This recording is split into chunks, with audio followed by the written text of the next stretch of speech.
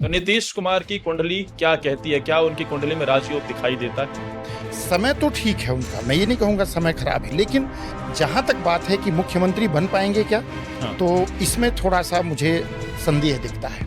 तो तेजस्वी यादव की कुंडली में क्या वो सीएम बनने की दिशा में हैं? मैं इतना कहूँगा आने वाले समय में उनकी प्रासंगिकता और हो गई। नहीं, क्योंकि सीएम बहुत लंबे सीएम तो मैं गारंटी के साथ बोलता हूँ कि वो बिहार के सीएम बनेंगे। अच्छा, बहुत बड़ी बात कह रहे हैं। लालू परिवार का कलेश उन्हें ले डूबे। ले डूबेगा। इस बार का बिहार का परिणाम किस तरीके का हो सकता है?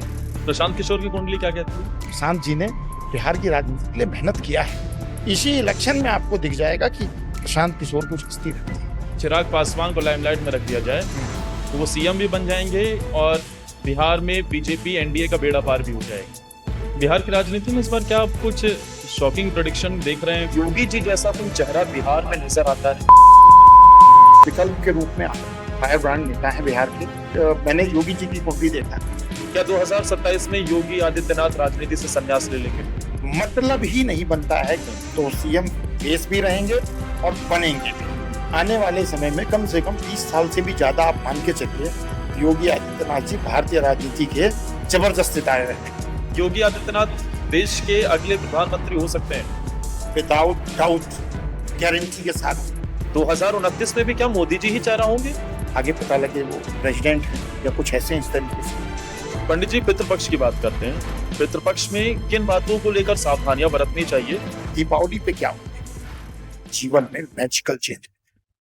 कहते हैं राजनीति सिर्फ सीटों से नहीं बल्कि सितारों से भी चलती है। अब बिहार में विधानसभा चुनाव है। प्रशांत किशोर ने एक ऐसी भविष्यवाणी कर दी है जिसने सियासी सरगर्मी बढ़ा दी है। प्रशांत किशोर कह रहे हैं कि भाई जेडीयू को अगर 25 से ज्यादा सीटें मिल गई तो वो सियासत छोड़ देंगे।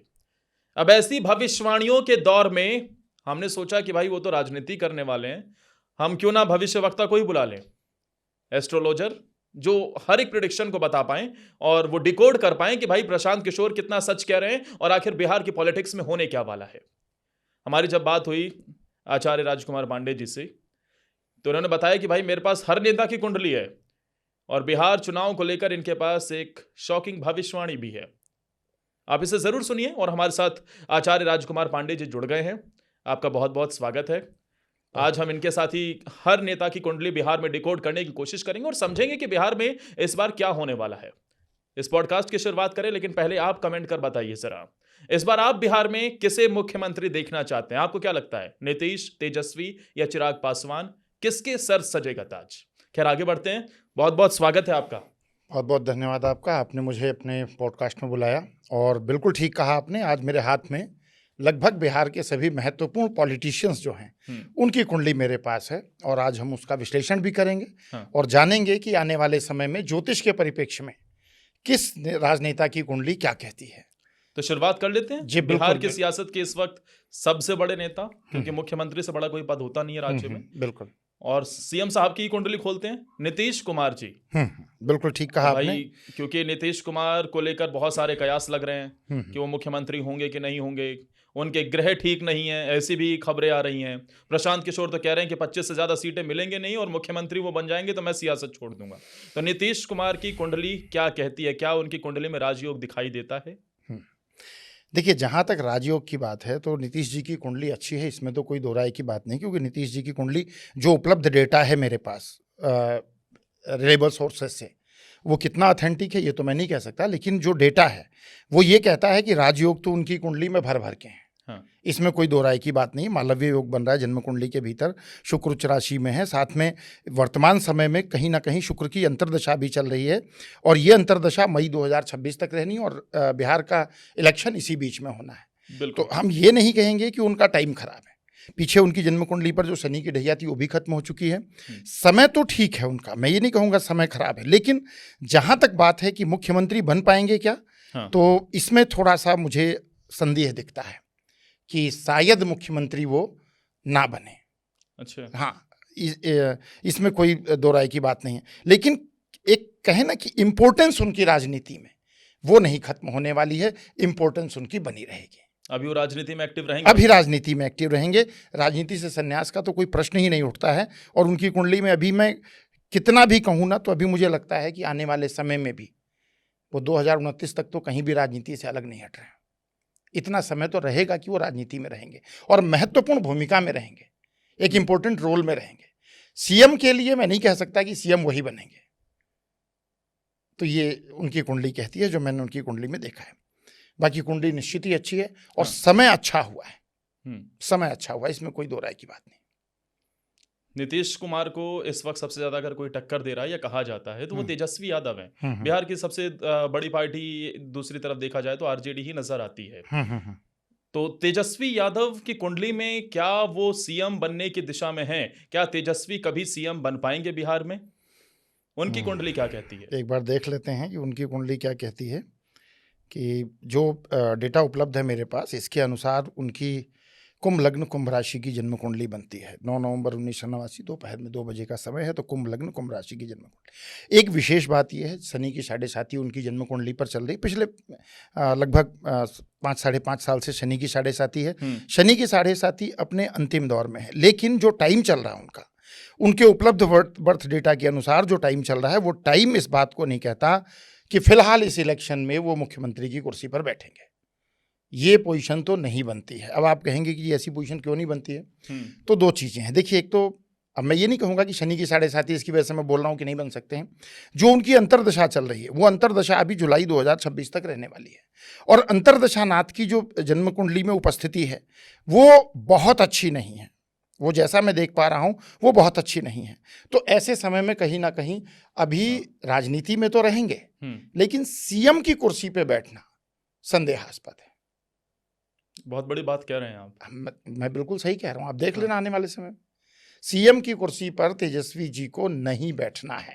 जो बर्थ डेटा मेरे पास है वो साफ साफ कहता है नहीं बैठेंगे। और यहाँ तक कहूँगा कि तेजस्वी जी को ना थोड़ा सा जब भी वो अपनी बात रखते हैं जनता के भीतर, बहुत सोच समझ के उनको बोलना होगा, वरना इलेक्शन के दौरान वो डिस्प्यूटेड स्टेटमेंट भी दे सकते हैं जो उनको नुकसान दे सकती है। अच्छा, हाँ, तो बिल्कुल वाणी पे नियंत्रण रखते हुए उनको अपना चुनाव कैंपेन करना होगा, ये विशेष रूप से ध्यान रखना होगा।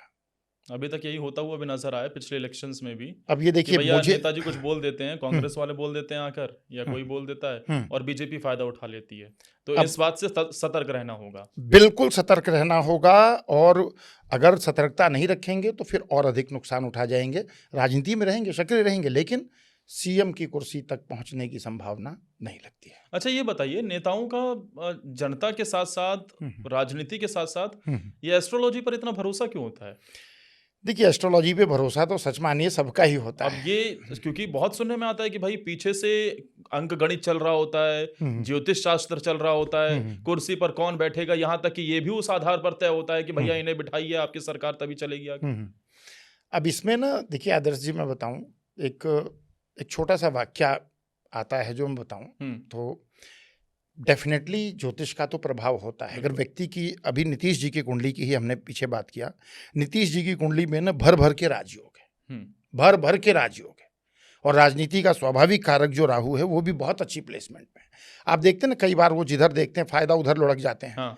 और उनका नाम भी पॉलिटिकली पलटू राम रख दिया गया है। हाँ। लेकिन वो फायदा उठाते हैं मौके का। सरकार किसी की भी बनती है, वो पावर में आ जाते हैं। तो उसके लिए उनकी जन्म कुंडली के नवम भाव को देखेंगे ना, तो वो चीजें स्पष्ट समझ में आती हैं। ये कलयुग का समय है, राहु राजा है, और अगर किसी पॉलिटिशियन की कुंडली में उसकी प्लेसमेंट अच्छी है तो वो राजनीति का लाभ उठाता है। तो वैसे ही नीतीश जी हैं, और नीतीश जी की कुंडली अच्छी है, इसीलिए उनको इतना बेनिफिट मिल रहा है। तो आप ये कहें कि नहीं जी राजनीतिज्ञों का ज्योतिष पर भरोसा नहीं होता, तो मैं, देखिए, अब मैं प्राइवेसी डिस्क्लोज नहीं करनी चाहिए, लेकिन मेरी लाइफ में बहुत से ऐसे पॉलिटिशियंस रहे हैं जो कनेक्टेड रहे हैं। बता दीजिए एक आध का नाम। नहीं, देखिए वो डिस्प्यूट हो जाएगा। और बहुत मतलब ऑन द पब्लिक प्रोफाइल में यूपी के रहे, दिल्ली के भी रहे हैं। अच्छा। और दिल्ली में मतलब सीएम तो मैं नहीं कहूँगा, मिनिस्टर लेवल तक के कुछ लोग रहे हैं। आज भी वो मेरे टच में हैं, और उनके लिए जो भी प्रेडिक्शन की थी वो प्रेडिक्शन नहीं ध्यान रखी उन्होंने। आने वाले समय में ऐसा हुआ, राजनीति से कहीं ना कहीं उनको किनारा करना पड़ा, पर वो मुझे लगता है बोलना उचित नहीं रहेगा। कहने का मतलब ये है कि राजनीति, अगर जो राजनीतिज्ञ है और सही बर्थ डिटेल है और ज्योतिष को लेकर के चलता है, तो डेफिनेटली वो इसका अच्छा बेनिफिट उठा सकता है, और प्रभाव तो पड़ता ही है। अगर जैसे कहते हैं ना कि कुंडली अगर राजयोग दिखा रही है, हाँ, सरकारी सुख दिखा रही है, सत्ता से लाभ दिखा रही है, तो वो इंसान को मिलता है कहीं ना कहीं, और वो जैसे मैंने कहा कि नीतीश जी की कुंडली है, अनडिस्प्यूटेड है, कुंडली अच्छी है। और रही बात तेजस्वी जी की, तो जो मेरे पास डेटा है, मैं इतना कहूंगा आने वाले समय में उनकी प्रासंगिकता और उभरेगी। अच्छा, वो कभी सीएम बन पाएंगे कि नहीं, ये बता दीजिए। चलिए, नहीं, क्योंकि सीएम बहुत लंबे सीएम समय से। तो मैं गारंटी के साथ बोलता हूं कि वो बिहार के सीएम बनेंगे। अच्छा, लेकिन अभी नहीं बनेंगे। अब भी नहीं बनेंगे। अभी उनको थोड़ा आने दीजिए। इस इलेक्शन में तो उनको बहुत सावधान रहना है, बहुत अधिक सावधान रहना है उनको। पंडित जी, लालू यादव का सपना है वो अब अपने देखिए- बेटे को मुख्यमंत्री बनते देखना देखिए, चाहते हैं। अब और कई बने भी हैं तो उप मुख्यमंत्री तक पहुंचते हैं, उसके बाद से रिवर्स गियर लग जाता है। अब वो कभी नीतीश जी छोड़ जाते हैं साथ, कभी कुछ हो जाता है। देखिए, सबसे बड़ी बात है ना, एक छोटी सी बात है, ग्रहाधीन जगत सर्वम ग्रहाधीन नरावश्य। ग्रहों के अधीन सारा जगत है। हाँ। अब प्लेनेट उतर के नहीं आते, वो मेंटेलिटी आप देखते हैं ना, कुछ लोग डिस्प्यूटेड बयान के लिए ही जाने जाते हैं और उनके मुंह से निकल ही जाता है ऐसा। अभी जो मैंने कहा ना कि अगर तेजस्वी जी ने ध्यान नहीं रखा तो इसी इलेक्शन में कुछ ऐसा बोल देंगे जिसका खमियाजा उनको भुगतना पड़ेगा। तो ये उनको ध्यान रखना होगा। इस इलेक्शन में अच्छी फाइट करें, भविष्य उनका उज्जवल है, ये मैं आपको कह रहा हूं, इसमें कोई दो राय की बात नहीं है। आने वाले समय में बिहार की राजनीति में वो एक महत्वपूर्ण भूमिका निभाएंगे। इस इलेक्शन में शायद अभी संघर्षपूर्ण रास्ता है उनके लिए स्थितियां, मैं खुल के कहूँगा, जो राजनीतिक स्थितियां हैं ना 2031 के बाद, वो एक ऐसा स्टार बन करके उभरेंगे ना, अगर उनकी बर्थ डिटेल 31 के बाद। हाँ। बीच में ऐसा नहीं कि बीच में कुछ नहीं रहेगा उनकी। देख, राजनीति में जो प्रासंगिकता होती है ना कि इंसान अनडिस्प्यूटेड, अब जैसे मोदी जी की बात करें, एक समय अभी भी है, खैर पूरा विपक्ष कहीं ना कहीं बिखरा पड़ा रहता उनके व्यक्तित्व के आगे, तो बिहार में इस भूमिका में आगे तेजस्वी जी आ सकते हैं अगर ये बर्थ डिटेल 9 नवंबर 1989 ठीक है, जो मेरे पास डेटा मिला है मुझे दोपहर में 2 बजे। तो आगे आने वाला समय ऐसा आ रहा है जो ये कहता है कि विरोधी उनसे परास्त होंगे और वो एक अहम भूमिका निभाएंगे। अच्छा, इस इलेक्शन में लालू परिवार का ये जो कलेश है, ये रुकेगा कि नहीं रुकेगा, आपको क्या लग रहा है? क्योंकि ऐसी कई खबरें निकलकर सामने आई भाई, तेज प्रताप का नाराज होना, अचानक से लालू यादव की तरफ से उन्हें पार्टी से 6 साल के लिए निष्कासित कर देना, फिर उनका वापस से कि भैया पिताजी का आदेश है, जैसा रहेगा वैसे, लेकिन मेरे पीछे कुछ जयचंद लगे हुए हैं। तो ये लालू परिवार का कलेश कहीं आरजेडी के लिए जो अखिलेश यादव के साथ यूपी में हुआ था, वही कहीं फैक्टर बन जाएगा ये? अगर मैं केवल तेजस्वी जी की कुंडली के आधार पर कहूं, क्योंकि अभी उनकी कुंडली मेरे पास नहीं है, तो बिल्कुल ऐसा बिल्कुल है। और ये जहां तक रहे ना, इस मैटर को थोड़ा सा उनको डील करना चाहिए और इसको कंट्रोल करना चाहिए। लालू परिवार का कलेश उन्हें ले डूबेगा अगर नहीं और इस चुनाव में भी इसका खमियाजा उनको भुगतना पड़ेगा। इसलिए चाहिए कि इसको मैनेज करें, ये ज्यादा मतलब आवश्यक है। और जिस तरीके से इस वक्त बिहार के चुनाव हो रहे हैं, इस बार बहुत अलग अलग फैक्टर दिखाई दे रहे हैं भाई। यहाँ पर चिराग पासवान कह रहे हैं हम लड़ेंगे चुनाव, मजबूती के साथ लड़ेंगे। अच्छा, वहां प्रशांत किशोर आ गए हैं। प्रशांत किशोर तो भविष्यवाणियां कर रहे हैं। और भी हम देख रहे हैं कि भाई सब कांग्रेस अपने मजबूती से लड़ रही है, आरजेडी के साथ लड़ रही है, और इधर बीजेपी अपना अलग तुर्रम खा और वहां पर भिड़ाने में लगी हुई है। सवाल इस बात का भी है कि इस बार के बिहार इलेक्शन में किसी को बहुमत मिलता हुआ दिख रहा है? क्या लग रहा है कि ग्रह क्या कह रहे हैं, इस बार का बिहार का परिणाम किस तरीके का हो सकता है? देखिए, बिहार के परिणाम में ना उठापटक तो बहुत दिख रही है, क्योंकि लगभग सबकी कुंडलियां मैंने देखा है।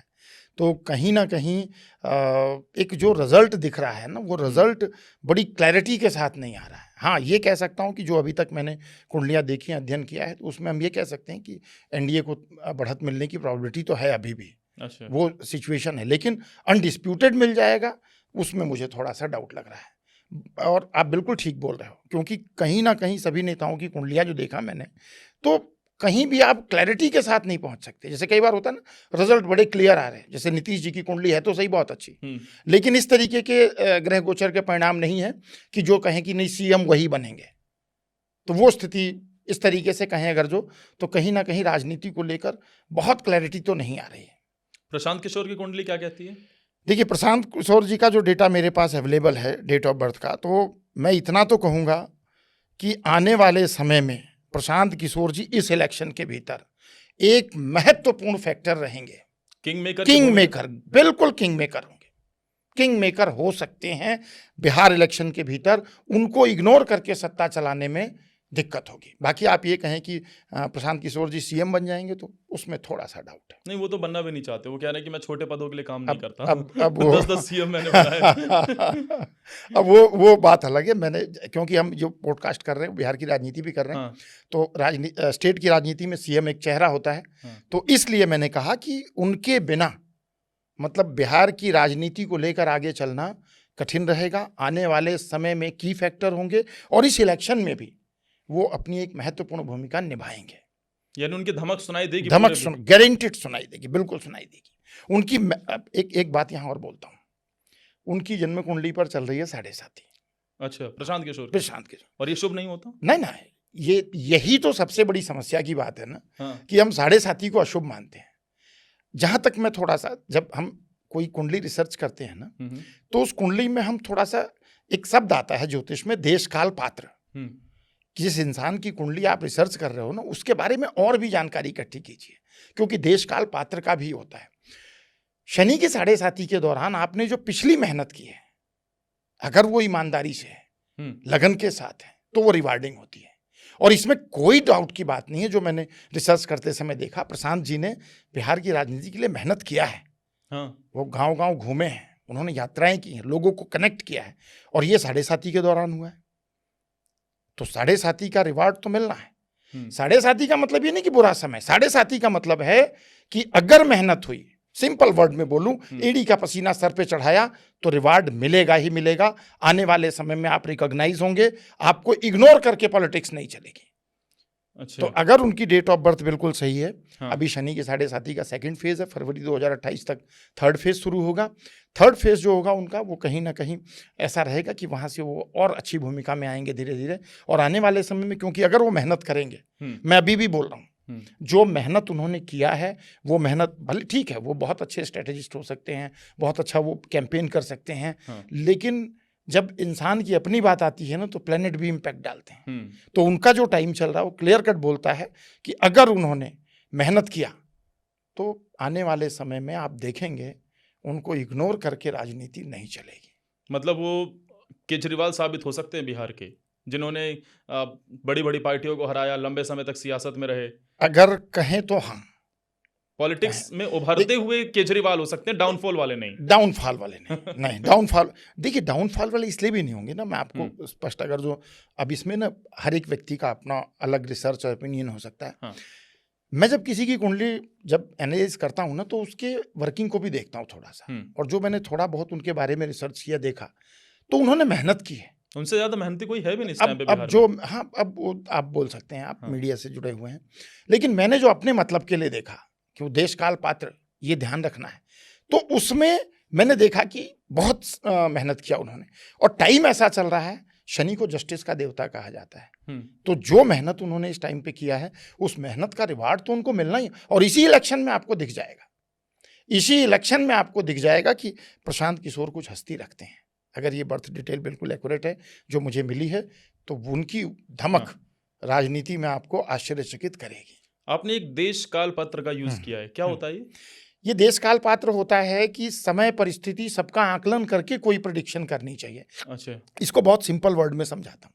जैसे ज्योतिष में कहा जाता है, कर्क लग्न हो, चंद्रमा लग्न में हो, लग्न पर शुभ ग्रह की दृष्टि हो, व्यक्ति गौर वर्ण और आकर्षक व्यक्तित्व का होता है। लेकिन अब यही प्रेडिक्शन हमको वेस्ट इंडीज के बारे में करनी हो, हम गौर वर्ण बोल दें, तो गौर वर्ण वहाँ का जेनेटिक्स ही नहीं है। वहाँ तो लोग ब्लैक होते हैं, लेकिन जिसकी ये कुंडली होगी ना, वो उसमें भी अट्रैक्टिव पर्सनैलिटी रखेगा। तो गौर वर्ण हमें हटाना पड़ेगा। ये हो गया देश काल पात्र।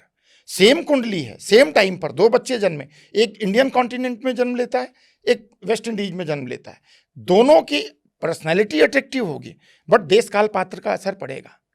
तो ये पड़ता है, इसको बोलते हैं कि जिस क्षेत्र में आप हैं, वहाँ का क्लाइमेट कंडीशन, फूड हैबिट, मतलब उन सबको भी ध्यान रखना चाहिए। और ये आयुर्वेद में जो वैद्यों के लिए भी कहा गया है, ज्योतिष में ज्योतिषियों के लिए भी कहा गया है कि जब तक आप देश काल पात्र का ध्यान रख करके भविष्यवाणी नहीं करेंगे, तब तक वो बहुत आपकी भविष्यवाणी सटीक बैठे, ऐसा हो नहीं सकता है। अब जैसे मैं कह दूं, अब जैसे आपने कहा ना, मैंने कहा कि शनि की 7.5 चल रही, एकदम आपने बोला रही तो खराब टाइम है। मतलब आम जनमानस में यही है, 7.5 मतलब खराब टाइम, राहु की महादशा मतलब खराब टाइम, मांगलिक है इसका मतलब विवाह में दिक्कत, तो कुछ ऐसे टॉपिक्स हैं जिस पर भ्रम ज्यादा है।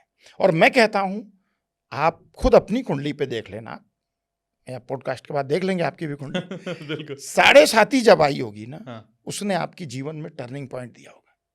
और क्योंकि एस्ट्रोलॉजर होने के नाते ना, प्लेनेट मुझे ये नहीं बोलते कि आप हमारे एम्बेसडर हो तो हम आपको छोड़ देंगे। उनका इम्पैक्ट हमारे ऊपर भी आता है। 25-30 साल हो गए मुझे ये प्रिडिक्शन करते हुए, तो इस बीच में हर ग्रह का प्रभाव मेरे ऊपर भी पड़ा है। तो कहते हैं ना, जब प्रभाव पड़ता है ना आपके ऊपर, तो आप और उसकी रिसर्च करते हो। जैसे अभी मैंने कहा ना कि राहु की प्लेसमेंट, तो वही राहु की प्लेसमेंट तेजस्वी के लिए सावधानी है, वही राहु की प्लेसमेंट नीतीश जी के लिए अच्छी है। अच्छा। तो कहीं ना कहीं प्रभाव तो है। और देश काल पात्र यही है कि उस परिस्थिति के अनुसार, अब जब आप एनालाइज करेंगे तो आप हर फैक्टर को देखते हो। बिहार का भौगोलिक स्थिति कैसा है, राजनीतिक स्थिति कैसा है, खान पान कैसा है, लोगों का मेंटलिटी कैसा है, किस प्लैनेट का इम्पैक्ट ज़्यादा है, तो वो सारी चीज़ें ध्यान में रख करके करना चाहिए। उनका पर्सनल एफर्ट्स कैसा है, आप कैसे इग्नोर कर सकते हैं। भाग्यफल सर्वत्रम नचि विद्या नचि तपम, तो ये कहा जाता है। लेकिन पुरुषार्थ को ज्योतिष में मतलब भाग्य से भी ऊपर स्थान दिया गया है। भगवान ने भगवत गीता में कहा है ना, कर्मण्येवाधिकारस्ते मा फलेषु कदाचन। कर्म करेंगे, पुरुषार्थ करेंगे तो परमात्मा भी साथ देता है। बिल्कुल, ये तो सत्य बात है जी। और अच्छा, अब एक और नेता की बात करते हैं जो इस वक्त नीतीश, एक थोड़ा सा हाँ, टोकूंगा। बोलिए। नीतीश जी के बारे में तो कुछ नहीं क्वेश्चन। नहीं, बिल्कुल। ओके, हाँ बताइए किसके बारे में। अब बात करते हैं चिराग पासवान के बारे में। चिराग पासवान को इस वक्त मोदी जी का हनुमान कहा जाता है। लोग कहते हैं कि भैया तेजस्वी की काट है वो, और अगर एनडीए उनके फेस पर चली जाए, नीतीश की जगह अगर चिराग पासवान को लाइमलाइट में रख दिया जाए तो वो सीएम भी बन जाएंगे और बिहार में बीजेपी एनडीए का बेड़ा पार भी हो जाएगा। चिराग पासवान की कुंडली क्या कहती है, जरा उसे डिकोड कीजिए। देखिए, जो चिराग पासवान जी का डेटा मेरे पास है 31 अक्टूबर 1982 दोपहर में 1 बजे। अब इसके अनुसार मकर लग्न और मीन राशि, शनि की 7.5 उनके ऊपर भी है। अच्छा। हाँ, तो अभी अगर आप ये कहते हैं कि वो सीएम बन जाएंगे तो कुंडली नो डाउट उनकी बहुत अच्छी है। जो कुंडली मेरे पास है उनकी बहुत अच्छी है। सितंबर 2025 के बाद उनका समय भी थोड़ा सा ऐसा आ रहा है जहाँ पर अगर मैं कहूँगा कि मतलब मानसिक स्थिति को अगर अपनी अच्छा रखेंगे और बढ़िया मेहनत करेंगे तो एक परफॉर्मर तो रहेंगे वो। लेकिन अगर आप ये बोलते हैं कि जी सीएम बनेंगे, तो मुझे अभी नहीं लगता कि सीएम बनेंगे। जून 2028 के बाद ही उनके लिए ग्रह गोचर थोड़े ज़्यादा अच्छे होंगे। तो क्या वो अभी दिल्ली में ही रहेंगे, केंद्रीय मंत्री के तौर पर हैं वो? अभी तो मैं बोल सकता हूँ कि शायद यही उनके लिए ज़्यादा अच्छा है। अच्छा। हाँ, अभी बिहार में सीएम फेस अगर आप बोलते हैं तो मुझे नहीं लगता कि सीएम फेस की दौड़ में उनको रहना चाहिए। अभी उनको मेहनत करनी चाहिए। और जैसा मैंने कहा, जून 2028 के बाद स्थितियां ऐसी बनती हैं जहां पर उनके लिए कुछ और अच्छी स्थिति बन सकती है। बिहार की राजनीति में इस बार क्या आप कुछ शॉकिंग प्रेडिक्शन देख रहे हैं, कुछ ऐसा जो आज तक कभी नहीं हुआ, कुछ ऐसा नजर आता है आपको? कई बार क्या होता है, जब आप कुंडली एनालिसिस करते हैं ना, तो कहीं ना कहीं एक इंट्यूशन आती है, बड़ी क्लैरिटी के साथ आती है।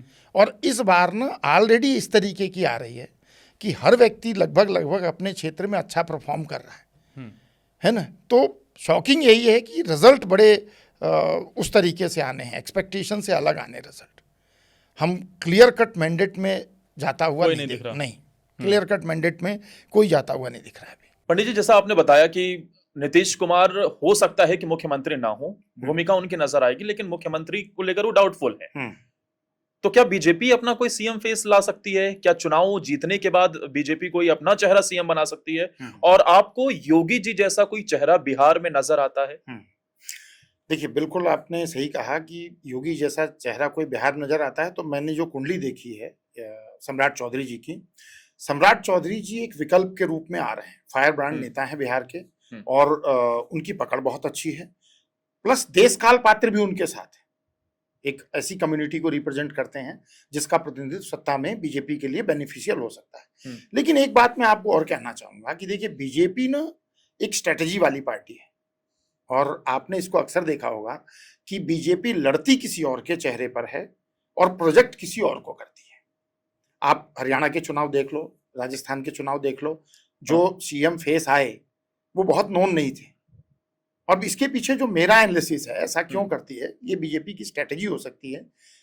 जब कोई भी स्टेट गवर्नमेंट होती है उसको सेंट्रल के साथ एक अच्छा तालमेल रखना चाहिए।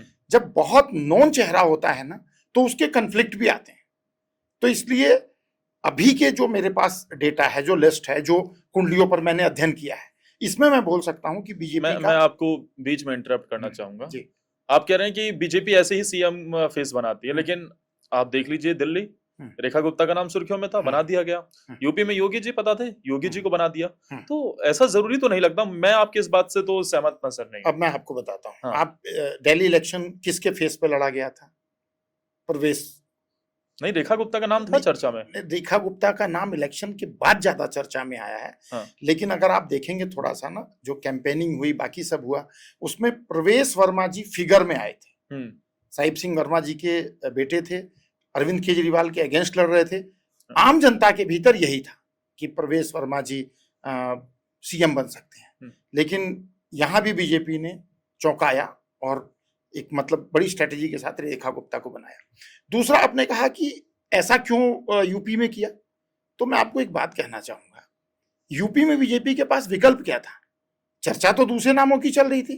पवन सिन्हा जी रेस में थे, आगे मंदिर में पूजा करने के लिए जा रहे थे। मनोज सिन्हा, क्षमा कीजिएगा, हाँ। मनोज सिन्हा जी वो जा रहे थे मंदिर में पूजा के लिए कि अब सीएम बनना है। इधर केशव प्रसाद मौर्य जी अपनी गोटियां बिछा रहे थे। और उस समय भी एक मैंने योगी जी की कुंडली देखा था और एक ऐसे ही डिस्कशन के भीतर मैंने कहा था कि उत्तर प्रदेश में कोई बीजेपी चौंकाएगी और हो सकता है कोई सन्यासी व्यक्ति ही उत्तर प्रदेश की सत्ता चलाएगा। और इसके पीछे देशकाल पात्र भी था। अच्छा, आपने उस वक्त ये प्रेडिक्शन कर दिया उस वक्त मैंने कहा था। हाँ। तो आप देखो, योगी आदित्यनाथ जी सीएम बने और मुझे भी खुशी हुई, और सन्यासी भी हैं साथ में, बने वो सीएम। और आप देखो तो बीजेपी की अगर जड़ें उत्तर प्रदेश में मजबूत हुई तो योगी जी के शासन में हुई। रिपीट उत्तर प्रदेश में सरकार आना अपने आप में मायने रखता है। तो आप कह रहे हैं योगी जी बीजेपी की मजबूरी भी है और जरूरी भी है। अगर देखें उनकी कुंडली में जो ग्रह स्थिति है, हाँ। तो उनको राजकीय सत्ता का लाभ मिलता है। हाँ। और जो उनकी मेहनत है, जो उनकी छवि है, बीजेपी उनको दरकिनार करके तो नहीं चल सकती। ये मतलब प्रैक्टिकल भी है और एस्ट्रोलॉजिकल पॉइंट भी उनके फेवर में है। एस्ट्रोलॉजिकल अभी जैसे बहुत सारे प्रश्न उठते हैं, अगर योगी आदित्यनाथ जी की बात करें तो आप उनकी कुंडली देखिए। एक जरा मेरे मन में भी सवाल है। योगी जी बीते कुछ दिनों से, कई महीनों से हम देख रहे हैं, कई मंचों से वो कह चुके हैं, जब उनके पीएम पद को लेकर बात आती है कि भैया मैं तो एक सन्यासी हूं और मैं राजनीति मेरा फुल टाइम काम नहीं है। क्या 2027 में योगी आदित्यनाथ राजनीति से संन्यास ले लेंगे? अगर मैं उनकी कुंडली देखता हूं जो मेरे पास है 5 जून 1972 और समय है दोपहर के 2 बजे का, तो उनकी जन्म कुंडली क्लियर कट बोलती है, मतलब ही नहीं बनता है कि 2027 में वो राजनीति से संन्यास ले लेंगे।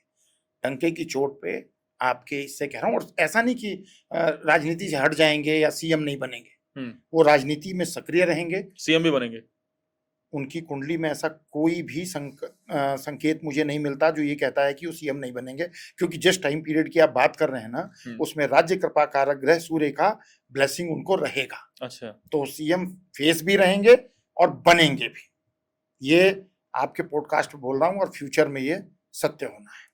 अखिलेश यादव की सियासत को बड़ा झटका दे रहे हैं आप।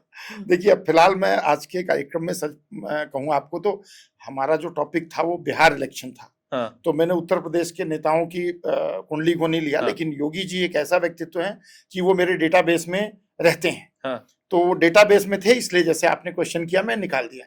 तो उनकी कुंडली में आगे भी जो टाइम उनका चल रहा है, अगर मैं आपको स्पष्ट रूप से कहूँ ना, तो बहुत लंबा समय राजनीति में सक्रिय रहना है। अब इस पे ना पूरा एक पॉडकास्ट हो सकता है, मैं ऐसा क्यों बोल रहा हूं। बिल्कुल। लेकिन उनकी कुंडली की ग्रह दशा जो है वो स्पष्ट रूप से कह रही है आने वाले 2-3 दशक तक ना, 2-3 दशक तक। देखिए, ये मतलब बहुत डिस्प्यूटेड बात हो सकती है, क्योंकि सेलिब्रिटी की लाइफ और पॉलिटिशियंस की लाइफ बहुत लंबी नहीं होती है। लेकिन जैसे आपने देखा ना कि एक हमारे माननीय प्रधानमंत्री जी का राजनीतिक लंबा एक सफर रहा है और सफलता का रहा है। आने वाले समय में कम से कम 20 साल से भी ज्यादा आप मान के चलिए, योगी आदित्यनाथ जी भारतीय राजनीति के जबरदस्त सितारे रहने वाले हैं। और ये मैं ज्योतिष के आधार पर कह रहा हूं। मतलब आप कह रहे हैं कि योगी आदित्यनाथ देश के अगले प्रधानमंत्री हो सकते हैं? विदाउट डाउट, गारंटी के साथ बोल रहा हूं। मजबूरी है बीजेपी की। मैं आपसे फिर पूछ रहा हूं, मोदी जी के बाद क्या योगी जी देश के प्रधानमंत्री हो सकते हैं? मैं आपको बोल रहा हूं उनकी कुंडली देख के कि फिलहाल जो उनकी कुंडली है वो कहती है बिल्कुल हो सकते हैं। देखिए, अब बात है ना, ग्रहाधीन जगत सर्वम। जब आपके जीवन में हम्म। प्लेनेट का इन्फ्लुएंस स्ट्रांग आता है ना, तो अभी उन्होंने मेहनत की, रिपीट हुए, 7.5 उनके ऊपर भी है। हाँ। लास्ट चरण है, 2 चरण पिछले 5-5.5 साल में योगी जी ने काम किया है। हम्म। उस काम का रिवार्ड अभी अगले इलेक्शन में 2027 में मिलेगा उनको। 7.5 उनकी फरवरी 2028 में खत्म होगी, लेकिन शनि महाराज रिवार्ड देंगे, वो रिपीट करेंगे दोबारा। और आगे जो उनकी दशाएं चल रही हैं, वो दशाएं कहती हैं वो लाइमलाइट में रहेंगे। आने वाले 2 दशक तक योगी जी को सत्ता से हटाना बहुत डिफिकल्ट काम है। उनको लिए बिना बीजेपी का कल्याण नहीं है, किसी कीमत पे नहीं। आपके इस जवाब के बाद बहुत सारे लोगों के मन में ये सवाल होगा जी, कि ये भी बता दीजिए कि योगी जी दिल्ली कब आएंगे। देखिए दिल्ली तो अभी मुझे नहीं लगता कि दिल्ली आएंगे। आप इसको हटा दो, 2029 के इलेक्शन में तो मुझे नहीं लगता कि योगी जी दिल्ली आएंगे। हाँ, अब लेकिन आएंगे ये कंफर्म है। उनके बिना बीजेपी की राजनीति हो ही नहीं सकती है। और मैं इसलिए नहीं कि उनके केवल देश काल पात्र देख करके, हाँ देश काल पात्र भी है, पर उनकी कुंडली में जो ग्रहों के योग बने हैं, जो सपोर्ट मिल रहा है, वो साफ साफ कहता है कि उनको दरकिनार करके चलना बीजेपी के लिए संभव नहीं है संभव। ये मैं बहुत पूरे कॉन्फिडेंस के साथ बोल रहा हूं, अपने अनुभव के आधार पर बोल रहा हूं। आने वाले समय में ना कहीं आप जा रहे हो ना कहीं हम जा रहे हैं। हाँ। योगी जी अभी सत्ता की बहुत ऊंचाइयों तक जाने वाले हैं। और पीएम मोदी की कुंडली क्या कहती है? क्योंकि बहुत सारे ये सवाल अब उठने लगे हैं, कई जगह मैंने भी सुना कि प्रधानमंत्री नरेंद्र मोदी चौंकाएंगे, अचानक से वो इस्तीफा दे देंगे और अचानक से वो राजनीति से संन्यास ले लेंगे। क्या नजर आता है? क्योंकि उनका एज एक फैक्टर है, लेकिन 3 बार के वो प्रधानमंत्री हैं। 2029 में भी क्या मोदी जी ही चेहरा होंगे? देखिए, सबसे पहले तो एक बात आपको कहना चाहूंगा कि अभी एक टॉपिक पे बात करते हैं। जो लोग कहते हैं कि अचानक चौंकाएंगे और वो संन्यास ले लेंगे, इस कहने के पीछे ना, मैंने भी इस बारे में कुछ विद्वान लोगों के वक्तव्य को देखा कि उन्होंने रेफरेंस क्या दिया कि मई 2026 में मंगल में केतु आएगा और केतु डिटैचमेंट देता है कि राजनीति से मतलब मोह भंग करना या अलग हटाना। पर मैं इसको दूसरे परिप्रेक्ष्य में देखता हूँ। जब ये केतु आएगा ना, तो मोदी जी के रास्ते की जितनी भी ऑब्स्टिकल है ना, वो भी खत्म हो जाएगी। वो राजनीति से कहीं नहीं हटने वाले हैं। इसमें से कोई सी भी प्रेडिक्शन मैं गारंटी के साथ कहता हूं सही नहीं होने वाली है। केतु को बना करके देखिए, अब इस प्रेडिक्शन के पीछे तर्क हैं लोगों के कि साहब जो टाइम आ रहा है आगे, वो स्पिरिचुअलिटी दे सकता है, वो डिटैचमेंट दे सकता है, स्वेच्छा से पद त्याग कर सकते हैं। लेकिन ये जो केतु का टाइम है, ये तो बिल्कुल नहीं कहता है। और यहां तक कि रही बात 2029 में, मुझे लगता है कि आगे जो उनका टाइम आ रहा है ना, राजनीति में तो वो रहेंगे, भले से पीएम ना रहे। अच्छा। पर राजनीति में जैसे कहते हैं ना, कुछ लोग बने होते हैं टिल द लास्ट ब्रीथ, कि राजनीति में उनकी धमक रहती है। जैसे अटल जी थे, बहुत दिन तक सत्ता में नहीं रहे, लेकिन उनका नाम तो चलता रहा ना, अभी भी चल रहा है। तो मोदी जी की जो दशाएं हैं ना आगे, और जो हर एक मनुष्य का एक लाइफ स्पैन होता है, आप उस लाइफ स्पैन से ज्यादा नहीं जा सकते, लेकिन उनकी जो दशाएं हैं वो ये कहती हैं कि राजनीति में उनकी प्रासंगिकता आगे भी रहेगी, भले से किसी ऐसी जगह पे हो जो मतलब नॉन एडमिनिस्ट्रेटिव टाइप में हो, रेपुटेशन वाला हो। हम बोल सकते हैं, मतलब कि ये श्योरिटी नहीं है, लेकिन हम बोल सकते हैं कि आगे पता लगे वो प्रेसिडेंट हैं या कुछ ऐसे इस तरीके से हैं, तो ऐसा भी हो सकता है। क्यों, आगे की दशा उनको ये नहीं दिखाती कि वो खाली बैठेंगे, तटस्थ हो जाएंगे। तो ये छोड़ बोलना एक अलग विषय है कि झोला लेके चले जाएंगे। हाँ, संत हैं, डेडिकेटेड हैं, काम करते हैं, इसमें कोई दो राय की बात नहीं है। शायद इस देश का सौभाग्य है कि ऐसा व्यक्ति मिला है जो 18-18 घंटे काम करता है। अब मतलब राजनीतिक विरोध में व्यक्ति कुछ भी कहे, पर उनके शासन में देश ने प्रगति की है। हाँ, कुछ मोर्चे पे मैं कहूंगा कि थोड़ा। आप मुझे बता सकते हैं कि मोदी जी की कुंडली में ऐसा क्या दिखाई देता है जो उन्हें इतना मजबूत बनाकर रखता है? देखिए, सबसे बड़ी बात है कि जो मैं उनको क्लोजली फॉलो करता आ रहा हूं ना अभी तक, तो पीछे बाधाएं उनके जीवन में काफी आई थी। आप देखेंगे राजनीतिक रूप से उठापटक थी, शनि की ढैया थी, वो ढैया भी खत्म हो गई उनकी कुंडली में। जैसा मैंने कहा ना कि राजनीति में रहने वाले व्यक्ति के लिए राहु एक बहुत बड़ा इंपॉर्टेंट प्लैनेट होता है, और उनकी कुंडली में भी राहु की जो प्लेसमेंट है ना, वो बहुत अच्छी है। आगे उनकी दशाएं भी ऐसी आ रही हैं, राहु की महादशा है। और इवन मैं आपको एक बात बोलता हूँ, जो मेरा व्यक्तिगत अनुभव है, राहु की महादशा में ना कॉर्पोरेट जॉब करने वाला भी पॉलिटिक्स में घुसने की सोचता है। अच्छा। मेरे से जो पर्सनल अपॉइंटमेंट लेके लोग बात करते हैं ना, तो पता लगता है बहुत अच्छी जगह, लेकिन आचार्य जी कुछ राजनीति में भी है क्या? आगे अगर छोड़ के आए तो कुछ मतलब कुछ नेम फेम है इसमें क्या? मैंने कहा कुछ मन में भाव है क्या? हाँ, थोड़ा सा भाव तो है।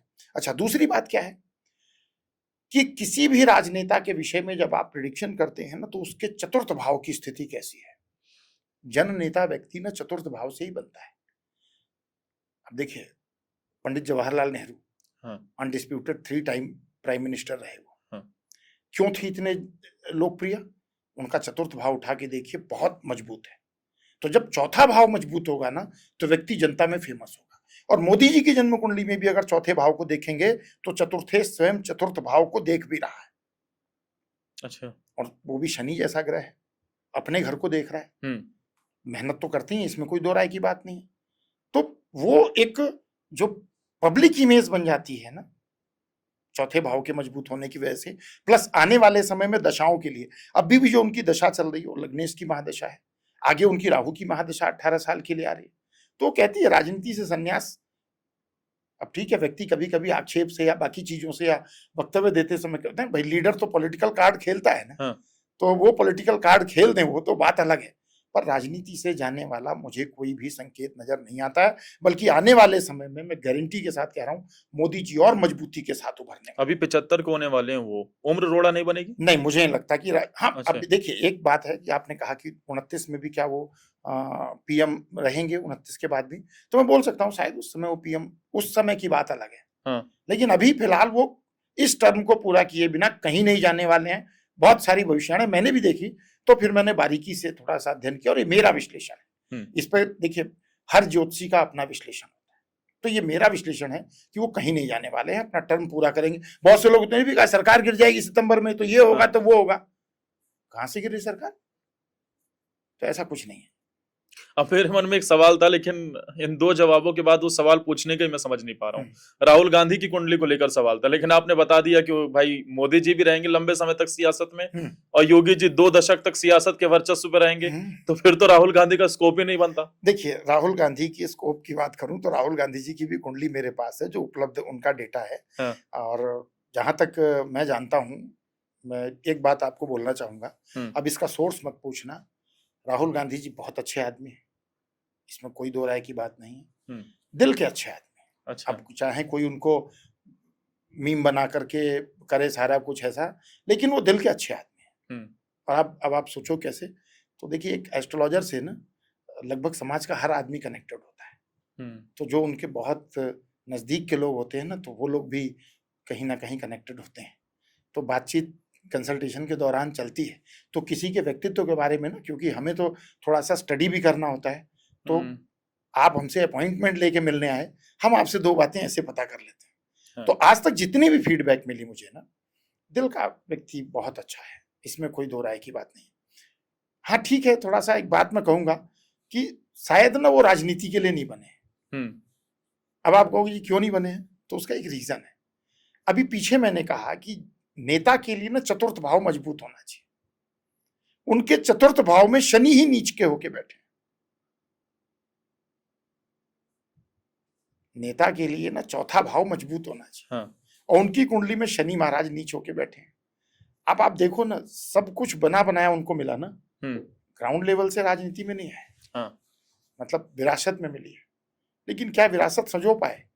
आज तक के तो इतिहास यही कहता है, नहीं सजो पाए। मतलब अगर जो ये अभी कहना गलत है, लेकिन जो मीम्स मैं भी देखता हूँ, सुनता हूँ कि भाई राहुल जी बीजेपी के स्टार प्रचारक हैं, वो जहां कैंपेन कर देते हैं वहां बीजेपी जीत जाती है। तो कहीं ना कहीं अगर कहूं तो इंसान बहुत अच्छे हैं, पर राजनीति के प्रोडक्ट शायद वो उतने अच्छे क्या दिखता है उनकी कुंडली में? देखिए, अभी तो फिलहाल मैं कहूँ ना तो वो 2030 तक तो मतलब मैं बहुत अच्छा उनको नहीं देखता। 2030 के बाद हो सकता है उभर करके आए, कुछ उनका करिश्मा चले, राजनीति में अपनी भूमिका निभाएं। पर 2030 तक अभी उनको मेहनत करने की आवश्यकता है। चलिए ठीक है, हमने तो राजनीति को लेकर बहुत सारे सवाल कर लिए हैं।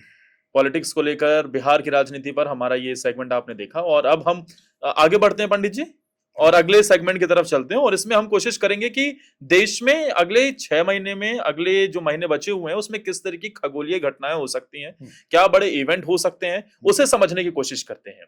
तो आइए सबसे पहले शुरुआत करते हैं कि अभी तक जो हमारे देश में हमने देखा है, कई बड़ी घटनाएं देखने को मिली हैं। लोगों के जहन में सवाल यह है कि 2025 के बचे हुए महीने कैसे हो सकते हैं भारत के लिए और यहाँ रहने वाले लोगों के लिए। अब इसमें देखिए, कुछ घटनाएं तो बहुत रिसेंट की हैं और उनको राजनीति में कैसे कनेक्ट करेंगे वो मैं आपको बताता हूं। अभी देखिए, जैसे एक मनुष्य की कुंडली होती है, ऐसे ही देश की भी कुंडली बनती है। हाँ। और जब भारत अस्तित्व में आया, यानी 15 अगस्त 1947 रात को 12 बजे जब देश स्वतंत्र हुआ, तो उस समय जो भारत की कुंडली बनी है, वृषभ लग्न और कर्क राशि की जन्म कुंडली है। अभी पिछले 10 साल से लगभग ना भारत के ऊपर चंद्रमा की महादशा है। आपने कुछ घटनाएं 2025 में बड़ी विचित्र देखी हैं, जैसे प्लेन क्रैश हुआ, मतलब बहुत भीषण दुर्घटना थी। मेरी जानकारी में बहुत से लोग ऐसे थे कि जिन्होंने एयर ट्रैवल करना ही बंद कर दिया इस घटना को देख करके। पाकिस्तान के साथ कन्फ्लिक्ट हुआ, हमारे निर्दोष नागरिकों पे आतंकवादियों ने जो उनके साथ बर्बरता की, उसके एवज में भारत ने कार्रवाई की और युद्ध हुआ 4 दिन का। अब ये हुआ क्यों और ये 2025 ऐसा क्यों रहा? तो देखिए, जब जो प्लेन की घटना हुई ना, अगर आप देखोगे ना उस समय पर, तो एक योग बना हुआ था कि मंगल और केतु ये दोनों ना साथ में थे। एक अंगारक टाइप का योग बन रहा था। मंगल कौन है? फायरी प्लेनेट है। हाँ। और केतु ना कहीं वायुयान से संबंधित जर्नी को इंडिकेट करता है। ठीक है। इन दोनों का मिलन था, तो इस प्रकार की मतलब एक घटना घटित हो सकती थी, दुर्भाग्यवश हमारे देश में हुई। दूसरा कारण क्या था कि देश में ना, अगर आप देखोगे तो मार्च 2025 से चंद्रमा में सूर्य का अंतर शुरू हुआ। यहां दशा परिवर्तन का समय आ गया। और चाहे इंसान के जीवन में दशा परिवर्तन हो, और देश भी तो हम जीवंत मानते हैं ना, हम अपने देश को कोई वो नहीं मानते, हम मानते हैं कि भारत एक सांस्कृतिक राष्ट्र पुरुष है, जीता जागता है। तो जब क्योंकि हमारी दशा बदल रही थी, पड़ोसी से कन्फ्लिक्ट हुआ, युद्ध हुआ, बाकी सारी चीजें हुई। अब जैसा आपने कहा कि क्या सितंबर के बाद के महीने भी ऐसे रहेंगे, तो मुझे लगता है कि मतलब बाकी बचे हुए, सितंबर नहीं, बाकी बचे हुए महीने कैसे रहेंगे। तो इसमें मैं देख रहा हूं कि सितंबर के बाद ना स्थितियां हमारे लिए अच्छी हो रही हैं, लेकिन समय लगेगा थोड़ा सा। धीरे धीरे ये जो भयावह दुर्घटनाएं हुई हैं और सारी चीजें हुई हैं, तो ये सब चीजें नहीं होने वाली हैं। आगे हमारे देश में मंगल की महादशा का प्रभाव रहेगा। भारत अपनी रणनीतिक स्थिति को मजबूत करेगा, अपनी रक्षा जरूरतों के लिए और भी मुखर होकर प्रयास करेगा, तो ऐसा रहेगा। तो अगले जो बचे हुए महीने हैं वो भारत के हिसाब से बहुत बेहतर रहने वाले हैं। बेहतर रहने वाले हैं, प्रगति वाले होंगे, और खास करके रणनीतिक रूप से रक्षात्मक जो भी क्षेत्र हैं वहां पर हम नए सिरे से काम करेंगे और उसको मजबूत करने का प्रयास करेंगे।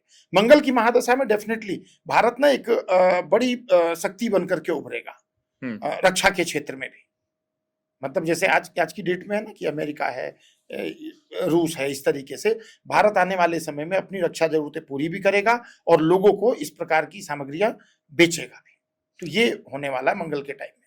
हम देख रहे हैं इस वक्त पूरी दुनिया में युद्ध जैसे हालात नजर आते हैं। कई देश हैं जो युद्ध में लगातार कूद चुके हैं। अभी हमने देखा कि थाईलैंड और कंबोडिया के बीच में भी छोटे छोटे देश लड़ाई कर रहे हैं। क्या कारण है कि अचानक से 2025 में भाई सब लड़ने को तैयार हो रहे हैं? देखिए, अब इसके विषय में तो जैसे भारत के विषय में तो मैंने कुंडली के आधार पे बोल दिया। हाँ। पर जब भी ट्रांजिट में चेंज होते हैं ना, आप अगर देखोगे ना, तो इस बार 3 महत्वपूर्ण चेंज हुए। गुरु शनि राहु के तीनों परिवर्तन हुए और 2025 में हुए। हाँ। जब भी स्लो मूविंग प्लैनेट बदलते हैं ना, तो उनका इंपैक्ट हमारे जीवन पर, अब वैसे बदलने को तो हर महीने सूर्य बदलता है, बुध बदलता है, शुक्र बदलता है, चंद्रमा हर 2.25 दिन में बदलता है, लेकिन राहु गुरु शनि ना, ये जैसे राहु है 1.5 साल में बदलेगा, गुरु जो है साल भर में बदलेगा, और शनि 2.5 साल में बदलेगा। 29 मार्च को शनि बदला, अभी मुझे एग्जैक्ट ध्यान नहीं आ रहा है, बीच में मई में ही 18 या ऐसे कुछ ना, गुरु ने राशि परिवर्तन, राहु ने राशि परिवर्तन किया, अभी गुरु ने राशि परिवर्तन किया।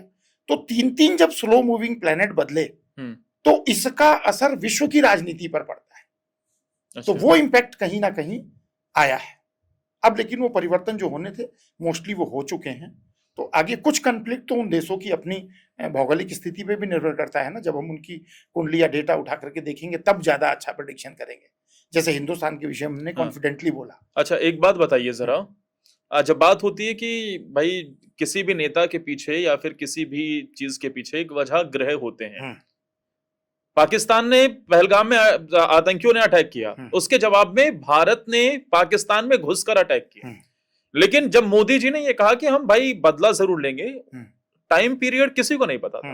अच्छा, इंटरनल डिस्कशन एक अलग चीज हो गई, लेकिन क्या ग्रहों के हिसाब से भी वो समय कैसा रहा होगा जब भारत ने पाकिस्तान में घुसकर अटैक किया? क्या वो सही समय था? और लोगों के जहन में सवाल था कि क्या ये सही समय था जब भारत को एलओसी तक पहुंच जाना चाहिए था? क्या ऐसा संभव था कि पीओके भारत में मिला लेना चाहिए था, या मोदी जी ने जो किया था वो कदम सही था? देखिए, सबसे बड़ी बात है ना, इसका एस्ट्रोलॉजी के साथ कुछ प्रैक्टिकल भी हमें चलना पड़ेगा। उस समय पर युद्ध की स्थितियां बन सकती थी देश के साथ, क्योंकि जो मैंने उस समय देश की कुंडली, अभी मैंने आपसे बोला कि उस समय कुछ अंगारक योग भी बन रहा था जो हवाई दुर्घटनाएं, युद्ध की स्थिति बनाता है। साथ में रूलिंग महादशा में बदलाव हो रहा था, मंगल की महादशा आ रही है, मंगल माने दंगल, फायरी प्लेनेट है, तो कहीं ना कहीं इस तरीके का माहौल तो एक बना था कि इस प्रकार की सैन्य कार्रवाई या दुर्घटनाएं हो सकती हैं। ये तो पूरा साल ही मंगल का है। हाँ हाँ, मतलब आप मान के चलो, अब देश के तो आगे आने वाली दशाएं भी मंगल की रहने वाली है, जो 9 सितंबर से लागू हो जाएगी। लेकिन इसमें आते हैं, अब एक आपने प्रश्न पूछा कि क्या ये सही था कि पीओके ले सकते थे या कर सकते थे। देखिए, मुझे लगता है ना कि ये क्वेश्चन थोड़ा ना जरूरत से ज्यादा हो जाता है कि पीओके ले सकते थे। उसको लेने के पीछे ना बहुत सारे पॉलिटिकल डिसएडवांटेज भी हमारे देश के साथ जुड़े थे। अभी आपने सुना होगा कि भाई जब भारत जीत की स्थिति में था तो सीज फायर क्यों कर दिया, हमको एलओसी क्रॉस कर लेनी चाहिए थी। अब ये बात आप समझिए, युद्ध किसी भी समस्या या देश के लिए अच्छी बात नहीं है। युद्ध पे एक दिन में अरबों रुपए खर्च हो रहे थे, आपकी इकोनॉमी पीछे जाती है। एक समझदार नेता होने के नाते मुझे लगता है कि मोदी जी ने जो कदम उठाया, दुश्मन को घुटने पे भी ला दिया, और सही समय पे। नहीं, मैं एस्ट्रोलॉजी के हिसाब से समझना चाह रहा हूँ, क्या ये वो उपयुक्त समय था? भारत ने जो किया था उस टाइम पे कैसे हालात बन रहे थे, ग्रहों की क्या दशा थी? देखिए, जहां तक मुझे लगता है एलओसी क्रॉस करना ना, ये बहुत अच्छा निर्णय भारत का नहीं होता। अच्छा। दशा परिवर्तन का समय था, कमजोर समय था, जबरदस्ती भारत को युद्ध के भीतर आना पड़ा। लेकिन निर्णय कई बार होता है ना। देखिए, ज्योतिष का मतलब ये नहीं कि जो ज्योतिष दिखा रहा आप उसमें मैनिपुलेट नहीं कर सकते हो। मनुष्य हो, निर्णय लेने का आपकी क्षमता है, तो आप निर्णय ले सकते हो। और एक सही राजनेता होने के नाते कहते हैं ना, देखिए कि जब राजनेता भी तो महत्वपूर्ण कड़ी होता है ना। जेलेंस्की भी तो राष्ट्रपति है ना, यूक्रेन का सत्यानाश करवा दिया, एक ताजा उदाहरण है। हाँ। पंडित जी, पितृपक्ष की बात करते हैं। पितृपक्ष में किन बातों को लेकर सावधानियां बरतनी चाहिए? उस दौरान ऐसा क्या होता है जो कई चीजों में परिवर्तन लेकर आता है? देखिए, सबसे पहले तो भारतीय संस्कृति में ना ये एक बहुत अनन्य व्यवस्था है। हाँ। कि आप अपने पितरों के प्रति समर्पित रहते हैं, और हमारे धर्म ग्रंथ मानते हैं कि जिन पितरों का हमारे जीवन में बहुत महत्वपूर्ण रहा है रोल, भाई आप बच्चे होते हैं, आपकी सारी सुख सुविधा का ध्यान रखते हैं, आपको शिक्षा दीक्षा विवाह शादी सब कुछ वो करते हैं। तो जब वो अपनी गति को प्राप्त हो जाते हैं तो ये मानव शरीर जो है ना, ये 10 पिंडों का माना जाता है। 5 पिंड मृत्यु के साथ समाप्त हो जाते हैं और 5 पिंड अपनी आगे की गति करते हैं। तो पितृपक्ष एक ऐसा समय होता है शास्त्रोक्त विधान के अनुसार, जिस समय पर पूरे 15 दिन उनको पृथ्वी पर आने की अनुमति रहती है। और उस समय पर जो भी आप उनके निमित्त दान करते हैं या कर्मकांड करते हैं, उससे उनकी संतुष्टि होती है, उनकी आगे की यात्रा सुचारू रूप से चलती है। तो पितृपक्ष तो जीवन में बहुत महत्वपूर्ण है। और इसमें क्या होता है, थोड़ा सा मैं इसको एलोबरेट कर देता हूं। वैसे तो अमावस्या तिथि आपने सुना है। हाँ। हर अमावस्या को पितरों को ये परमिशन होती है, आप पृथ्वी पे जा सकते हो। अच्छा। आप अपने आने वाली जो संतति है उसको देख सकते हो, लेकिन इतनी परमिशन नहीं होती कि आप घर के अंदर जाओगे। वो घर के बाहर दरवाजे के आके बैठते हैं, वो आपकी एक्टिविटी को वॉच करते हैं। हाँ। कि आप उनके प्रति कोई सम्मान का भाव रखते हैं कि नहीं, आप उनके निमित्त कुछ दान करते हैं कि नहीं। जैसे अमावस्या के दिन अगर पितरों के लिए मतलब मैं बहुत छोटी सी बात कहूँ, सुबह दूध और कच्चा दूध, तिल और जल मिला करके पीपल के वृक्ष में अगर पूर्वजों को याद करके, जो हमारे जीवन में नहीं है, ये अर्पित किया जाए तो पितरों का आशीर्वाद मिलता है। जब वो वापस संध्या को जाते हैं तो वो आपको ब्लेसिंग देते जाते हैं। इस पे एक बहुत बड़ा टॉपिक हो जाएगा, इसलिए मैं शॉर्ट में बता रहा हूँ इसको। और अगर वही कृपा नहीं मिलती है तो आप देखते हो ना, कई परिवारों के भीतर संतान जन्म में दिक्कत आती है, एक बीमार होगा दूसरा बीमार हो जाएगा, जिंदगी में परिश्रम बहुत हो रहा है लेकिन ग्रोथ नहीं मिलेगी, पितृदोष के रूप में आती हैं बातें। अच्छा, कि भाई आपकी कुंडली पे पितृदोष लगा हुआ है। क्या होता है पितृदोष? बहुत अच्छा टॉपिक आपने पूछा, ताकि ये लोगों को पता लग जाएगा। देखिए, पितृदोष की जो ज्योतिष में स्वीकार्यता इस प्रकार से है कि अगर 9वें घर का स्वामी या नवम भाव या 5वें घर का स्वामी और पंचम भाव, इस पर पाप ग्रह की दृष्टि हो, जैसे शनि राहु जैसे ग्रह की दृष्टि हो जाए, इसके स्वामी पर शनि राहु जैसे ग्रह की दृष्टि हो जाए, तो माना जाता है कि आपकी जन्म कुंडली में पितृदोष है। ये एक संकेत होता है कि आप अपने पितरों के निमित्त दान या जो भी उनके कर्म कांडे कीजिए, इसकी वजह से आपके जीवन में ग्रोथ रुकी हुई है। जैसे मैं कहूँ, जब पर्सनल अपॉइंटमेंट लेके लोग मेरे से बात करते हैं तो उसमें बातचीत का टॉपिक तो सब कुछ होता है। कई बार क्या होता है कि लोग संतान को लेकर प्रश्न पूछते हैं, कुंडलियों में भी मतलब कोई ऐसा मेजर ऑब्स्टेकल नहीं है और मेडिकल रिपोर्ट में भी कोई प्रॉब्लम नहीं है, लेकिन ये देखा गया कि भाई नवम भाव का स्वामी राहु या शनि के अक्ष में है, मेडिकल रिपोर्ट्स भी नॉर्मल है, सब कुछ नॉर्मल है, फिर भी संतान नहीं हो रही। तो ऐसे में जब उनको ये बोला गया कि पितृ से संबंधित उपाय कीजिए, तो मैजिकल रिजल्ट मिले, उनको कंसीविंग हुई, संतान की प्राप्ति हुई। तो पितृ तो बहुत महत्वपूर्ण है और इसमें बोला भी गया है कि पिंडदान करना चाहिए। तो इसमें एक आपके लिए क्वेश्चन बन सकता है कि भाई पिंडदान कौन कर सकता है? बिल्कुल, है ना, कि जब इतना महत्वपूर्ण है तो देखिए, जहां तक पिंडदान की बात आती है ना, तो पिंडदान का जो अधिकार है वो सबसे पहला अधिकार तो ज्येष्ठ पुत्र को है कि वो अगर पिंडदान करे तो बहुत अच्छा है। वो नहीं कर सकता है तो छोटा बेटा भी कर सकता है। बीच वाले जो भाई होते हैं, जैसे मान लीजिए 4 पुत्र हैं, या तो सबसे बड़ा बेटा करे या सबसे छोटा बेटा करे, पर दुर्भाग्यवश अगर कुछ ऐसी आपदा हो गई कि भाई बड़ा पुत्र भी नहीं रहा, छोटा भी नहीं रहा, तो जो उसके बाद बड़ा है या जो उसके बाद से ऊपर है वो भी कर सकता है। यहां तक कि विधवा स्त्री भी अपने पूर्वजों के लिए कर सकती है, व्यक्ति अपने नाना नानी के लिए भी कर सकता है। तो पिंडदान, और यहां तक कि कोई नहीं है तो उस देश का राजा भी अपने नागरिकों के लिए कर सकता है। तो पिंडदान वैसे करने का जो अधिकार है सबसे पहले ज्येष्ठ पुत्र को है। और पिंडदान का जो बहुत बड़ा महत्व है वो गया जी में है। अच्छा, गया जी में। गया जी का महत्व जरा बताइए। देखिए, गया जी का महत्व अगर शास्त्रों में जाएंगे ना, तो एक छोटा सा इंसिडेंट बताता हूँ। बिल्कुल। जब भगवान श्री राम वनवास के समय में थे तो वहां पर उनको दशरथ जी का श्राद्ध करना था। अच्छा। अब वो उसके लिए सामग्री लेने के लिए चले गए और माता सीता वहां पर अकेले थी। इतने में दशरथ जी प्रकट होते हैं और कहते हैं अब श्राद्ध का समय समाप्त होने वाला है। वो उनको देख के हालांकि छुप गई कि मेरे को इस मलिन वस्त्र में या इस वेशभूषा में देखेंगे तो राजा दशरथ को दुख होगा, लेकिन उनका बेटी अब समय निकल जाएगा। तो उन्होंने बोला कि मतलब वो गए हैं सब व्यवस्था करने के लिए, क्योंकि उसमें दान देना है, ऋषि मुनियों को भोजन कराना है। उन्होंने कहा कुछ मत करो, तुम एक चुटकी यहीं से रेत मुझे दे दो, मैं संतुष्ट हो जाऊंगा। तो उन्होंने दिया और वो लेकर के संतुष्ट होके गए। तो हमारे धर्म ग्रंथों में मिलता है। और दूसरा, थोड़ा मैं शॉर्ट लेके चल रहा हूँ तो टाइम ज्यादा हो जाएगा। गरुड़ जी के मन में भी शंका थी, तो उन्होंने नारायण से पूछा कि इसका क्या महत्व। उन्होंने बताया कि नहीं, महत्व है इसका। और वहीं पर यह प्रसंग आता है कि भगवान राम जब वनवास में तो इस प्रकार से माता सीता ने रेत ही अर्पित किया। और यहां तक कि कहा गया है कि देखिए, पितरों के निमित्त दिल खोलकर दान करना चाहिए। आप समर्थशाली हो, खूब दान करो। नहीं सामर्थ्यशाली हो ना, कुछ नहीं है, तो दोनों हाथ ऊपर करके पितरों को आवाज लगाते बोलो कि मैं अपनी श्रद्धा आपको अर्पित कर रहा हूं, लेकिन करो जरूर। और ये जो 15 दिन होते हैं पितृपक्ष के, अगर आपने इसको सही ढंग से यूटिलाइज किया, जीवन में मैजिकल चेंज मिलेगा। और कितना भी बड़ा आपकी कुंडली पे पितृदोष हो, नहीं आपके पास पैसे, नहीं जा सकते हैं आप गया जी, ब्रह्मास्त्र उपाय थोड़ा सा बड़ा है, इस पे डिस्कशन करें। नहीं, बता दीजिए, कोई दिक्कत नहीं। देखिए, एक तो जो मैंने बताया कि साल में 12 अमावस्या आती है।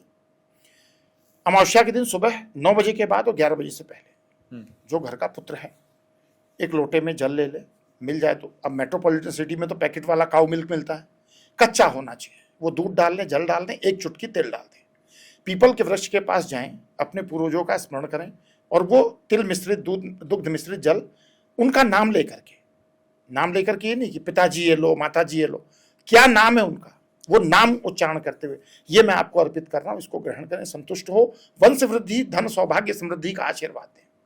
संध्या काल के समय जहां पर दुग्ध अर्पित किया है, एक दीपक बना करके वहां जला दीजिए और उनसे फिर नाम लेकर प्रार्थना कीजिए कि इस दीपक की रोशनी में आप लोग वापस अपने पितृलोक को जाएं और जाने से पहले आप लोग मतलब हमें आशीर्वाद देकर। ये पूरे साल की हर अमावस्या को करना है? प्रत्येक अमावस्या। अच्छा, मैं गारंटी के साथ बोलता हूं, आप करके देखो, नहीं है पितृदोष ना, तब भी करके देखो, मैजिकल रिजल्ट मिलेगा, मैजिकल।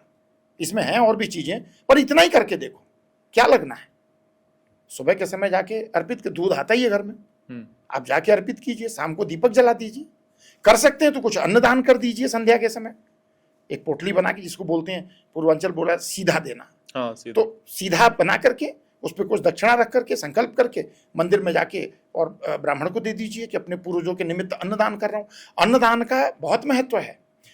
आपने कर्ण के विषय में सुना होगा, कर्ण बड़े दानवीर थे, उन्होंने अपने जीवन में बहुत कुछ दान किया, मतलब, लेकिन वो सब रत्न थे, मतलब जो भी रत्न महंगे थे वो सब उन्होंने रत्न मणियां दान की।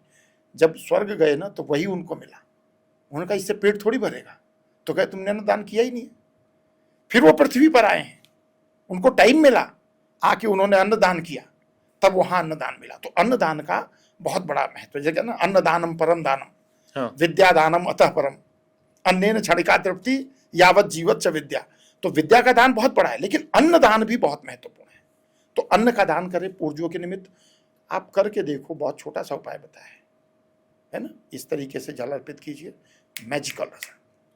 और पितृपक्ष के दौरान 15 दिन में कौन सी सावधानियां बरतनी देखिए, चाहिए? इस 15 दिन के भीतर जहां तक हो सके, ऐसी कौन सी गलती है जो बिल्कुल नहीं करनी चाहिए? देखिए, सबसे बड़ी गलती तो ये है कि इस समय पर अगर आप अपने पितरों का स्मरण नहीं करते हैं, उनको तिल मिश्रित जल अर्पित नहीं करते हैं, उनके निमित्त दान नहीं करते हैं, तो ये सबसे बड़ी बेवकूफ़ी। दूसरा, हो सके तो पितृपक्ष के दौरान ब्रह्मचर्य का पालन कीजिए, सात्विक जीवन जीना चाहिए, पितरों के प्रति समर्पित रहें, उनके निमित्त जो भी उनकी तिथि हो, श्राद्ध कर्म उनके निमित्त दान करें। ये 15 दिन अगर आपने ठीक ढंग से जीवन जिया अपने पितरों को जल देते हुए, तो मतलब ही नहीं है कि आप उस कृपा को अनुभव ना करें। मेरे मतलब रूटीन कंसल्टेशन में ना, मैं एक बहुत बड़ी समस्या इस बात को देखता हूँ कि जब आप अपने पितरों को इग्नोर करते हो ना, तो आपकी लाइफ में बिना कहे मुसीबतें आती हैं। एक बात मुझे बस जरा बताइए, ये कहा जाता है कि पितृपक्ष के दौरान कोई भी शुभ कार्य नहीं करना चाहिए, नए कपड़े नहीं खरीदने चाहिए, घर में कोई भी नया सामान नहीं आना चाहिए, अगर आप कोई गाड़ी लेने की, घर लेने की प्लानिंग कर रहे हैं तो पितृपक्ष के दौरान मत करिए। देखिए, अब कुछ चीजें ना लोक मान्यताओं पर आधारित होती हैं, तो मैं ये नहीं कहूंगा कि आप कीजिए, लेकिन इसके संदर्भ में ना कुछ तर्क हैं जो मेरे परिवार में मैंने बदला। अब ये थोड़ा सा डिस्प्यूटेड हो सकता है, बट ये है, जब आपके घर कोई विवाह शादी होता है तो एक रस्म होती है पितृ पूजा की, है ना, पितृ को निमंत्रण देने की। तो परिवार के जो महिलाएं होती हैं उसको ना अलग अलग जगह, अब जैसे मेरी तरफ होता है कि वो एक सिलबट्टे पर हल्दी लेकर के बैठती हैं, 2 महिलाएं आमने सामने, और सबका नाम लेकर के उस हल्दी को करती हैं। अच्छा। तो पितृ निमंत्रण होता है। शादी में क्यों पितृ निमंत्रण कर रहे हो? मत करो ना। अगर अशुभ है, आपके घर यज्ञोपवीत संस्कार हुआ, विवाह हुआ, आपने पितरों को बुलाया, और कई बार ऐसे समय होता है कि नहीं पूजा नहीं, मैं नहीं मानता इस बात को। जल, कोई शुभ काम किया आपने तो पूर्वजों को जल नहीं देना चाहिए। ये मेरे परिवार में हुआ ऐसा एक बार कि एक विवाह हुआ, तो पिताजी हर बार दादाजी को जल अर्पित करते थे, तो उन्होंने जल, मतलब माताजी ने कहा नहीं नहीं विवाह हुआ है तो जल नहीं देना है। तो अब आप विश्वास नहीं मानोगे, देखो पूर्वजों कोई कैसे इनकार कर सकता है। मेरे स्वप्न में मेरे दादाजी आते हैं और आकर के मुझे बोलते हैं कि आज मेरा ना, उन्होंने वो डिमांड की मुझसे खाने की जो अपनी रूटीन लाइफ में नहीं खाते थे। तो मुझे बड़ा आश्चर्य हुआ। मैं अगले दिन पिताजी के पास गया, मैंने कहा पिताजी ऐसे ऐसे दादाजी को देखा मैंने, आप उनको जल नहीं दे रहे हो क्या? कहे नहीं, आपकी माताजी ने मना किया है, शादी हुई है इसलिए नहीं दिया। मैंने कहा मुझे लगता है आपको देना चाहिए, ऐसी ऐसी बात है। उन्होंने दिया जल, और तब से आज तक एक परंपरा है, शुभ काम हो चाहे जो भी हो, जब हम शुभ काम में पितरों को बुला रहे हैं तो जल अर्पित क्यों ना करें उनको? यही 15 दिन तो उनके हैं, और उस 15 दिन में आप कोई ना कोई बहाना बना के उनको नहीं करते। हाँ, मैं ये कह सकता हूँ वस्त्र मत खरीदिए अच्छा। और बाकी चीजें मत कीजिए। लेकिन अब एक बात यहाँ पे और भी है, हाँ। सोने का तो उपयोग बहुत होता है विवाह शादी में। पितृपक्ष में लोग सोना खरीदते हैं। क्यों खरीदते हैं? सस्ता होता है, गिर जाता है रेट। जो लोग मौके पे फायदा उठा लेते हैं। मत खरीदो तो मत खरीदो ना। हाँ। क्यों खरीदते हो भाई? मैं भी बोल रहा हूं आपको, देखना जो भी रेट होगा ना पितृपक्ष में डाउन हो जाएगा। बहुत से लोग नहीं खरीदेंगे और बहुत से स्मार्ट लोग उसी समय में खरीदते हैं। तो ये तो कुछ बचना चाहिए या फिर कोई दिक्कत नहीं? मुझे लगता है कि मतलब ना खरीदें। अच्छा, लेकिन उनके निमित्त कर्म जरूर करें, ठीक, उसको किसी बहाने से ना टालें। ठीक है। एक शनि की महादशा, ढैया, साढ़े साती, इनसे लोग डरते क्यों हैं? इसका अगर मैं कहूं ना तो समाज में सही जानकारी का अभाव है। ग्रह गोचर है, परिवर्तन तो होगा ही। होती क्या है शनि की साढ़े साती और ढैया, पहले उसे समझते हैं तो हम इसके कारणों को समझ पाएंगे। आपकी जन्म कुंडली में चंद्रमा जहां स्थित होता है, जब शनि उससे एक घर पीछे आता है गोचर में, बहुत जल्दी नहीं आता, 2.5 साल में राशि परिवर्तन करता है, तो जब वो एक घर पीछे आ जाएगा तो शनि की साढ़े साती का पहला चरण शुरू होगा। 2.5 साल में जब आपके जन्मकालीन चंद्रमा पर होगा दूसरा शुरू होगा। अगले 2.5 साल में जब चंद्रमा से आगे जाएगा तो तीसरा चरण शुरू होगा। कुल मिला के साढ़े साती नाम इसलिए है कि घूम फिर करके शनि आपके चंद्रमा के आगे पीछे ऊपर 7.5 साल रहता है। साढ़े साती क्यों है? चंद्रमा क्या है? मन का कारक है। शनि अंधेरे का ग्रह है। जब मन पर अंधकार छाता है व्यक्ति मानसिक तनाव में आता है। और शनि की साढ़े साती वाले हुए ना, आप अक्सर देखेंगे थोड़ा कंफ्यूजन रहेगा, डर रहेगा।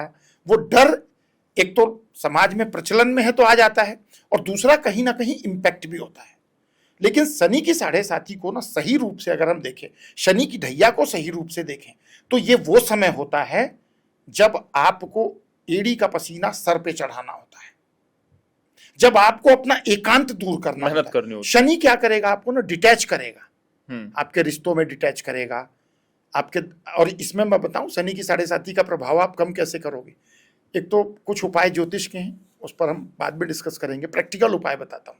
आप अपने कांटेक्ट और बढ़ाइए, आपके 5 फ्रेंड 10 फ्रेंड बनाइए, डिटैचमेंट को दूर कीजिए। अच्छा, आप अपने आप रिलैक्स महसूस करेंगे। बाकी ओवरऑल मैं एक बात फिर से अगेन बोलता हूं, साढ़े साती जब भी आपके जीवन में आई होगी वो टर्निंग पॉइंट होगा अगर पूर्व जन्म के कर्म खराब है। न्यायाधीश है शनि, तो शनि की साढ़े साती में आपको इतना रगड़ देते हैं कि जैसे सोना कुंदन बनाना हो ना तो हाई ग्रेड टेम्परेचर पे गर्म किया जाता है, तब सोना कुंदन बनता है।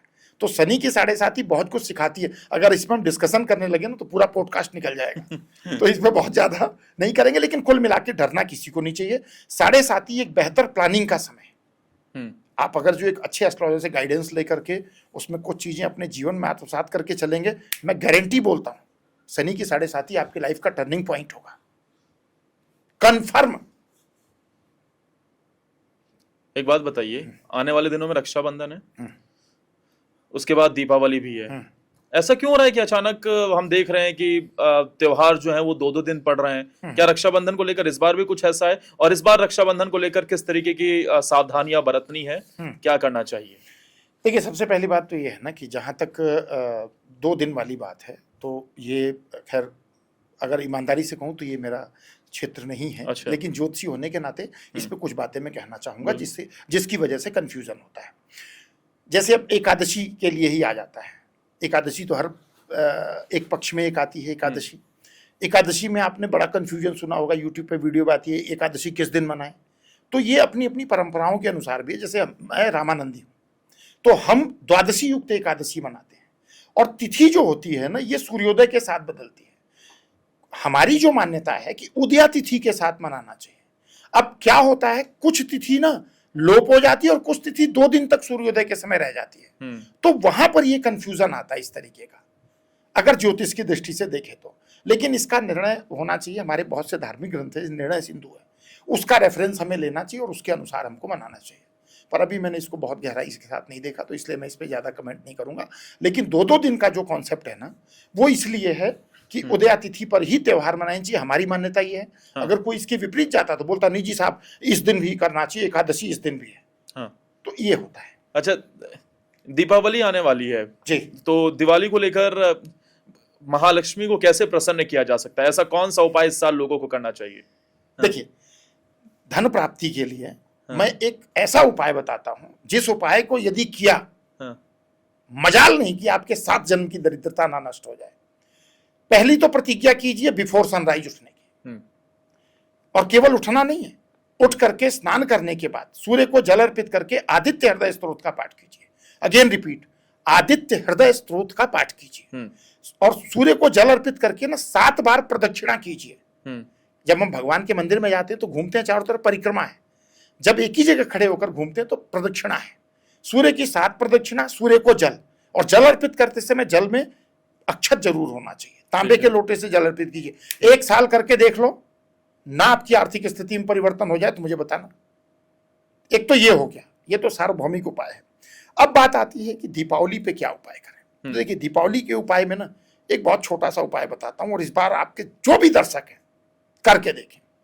हम दीपावली पे दिए जलाते हैं, हालांकि आजकल तो भाई लड़ियों का समय आ गया, लेकिन जब हम दिए जलाते हैं तो मोस्टली ना दिए 2 तरीके के, एक तेल का दिया है और एक घी का दिया है। आप दोनों दिए बना लीजिए।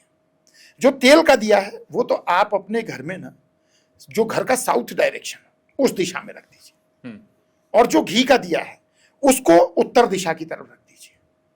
इतना छोटा सा प्रयोग करो ना आप, दीपावली पर करके देखो, आने वाले समय में आपको परिवर्तन स्पष्ट रूप से दिखेगा।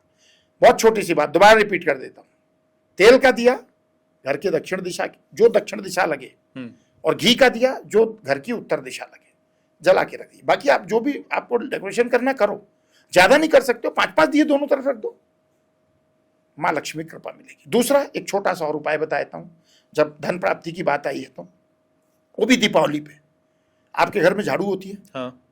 झाड़ू को लक्ष्मी माना गया है। बिल्कुल। दीपावली पे आपके घर बहुत से लोगों का आना जाना होता है, झाड़ू नहीं दिखनी चाहिए किसी को भी। अच्छा। हाँ, झाड़ू छुपा के रख दीजिए। दीपावली की सुबह झाड़ू पर थोड़ा सा गंगा जल छिड़किए, हल्दी और चावल अर्पित कर दीजिए, और उसके बाद उस झाड़ू को पूरे साल अपने घर में इस्तेमाल कीजिए। घर की नेगेटिविटी दूर होगी, जो भी नेगेटिव एनर्जी हो घर में दूर होगी, मां लक्ष्मी का आगमन होगा। बहुत छोटा सा उपाय, और दावे के साथ बोल रहा हूं, करके देखिए, लाभ मिलेगा।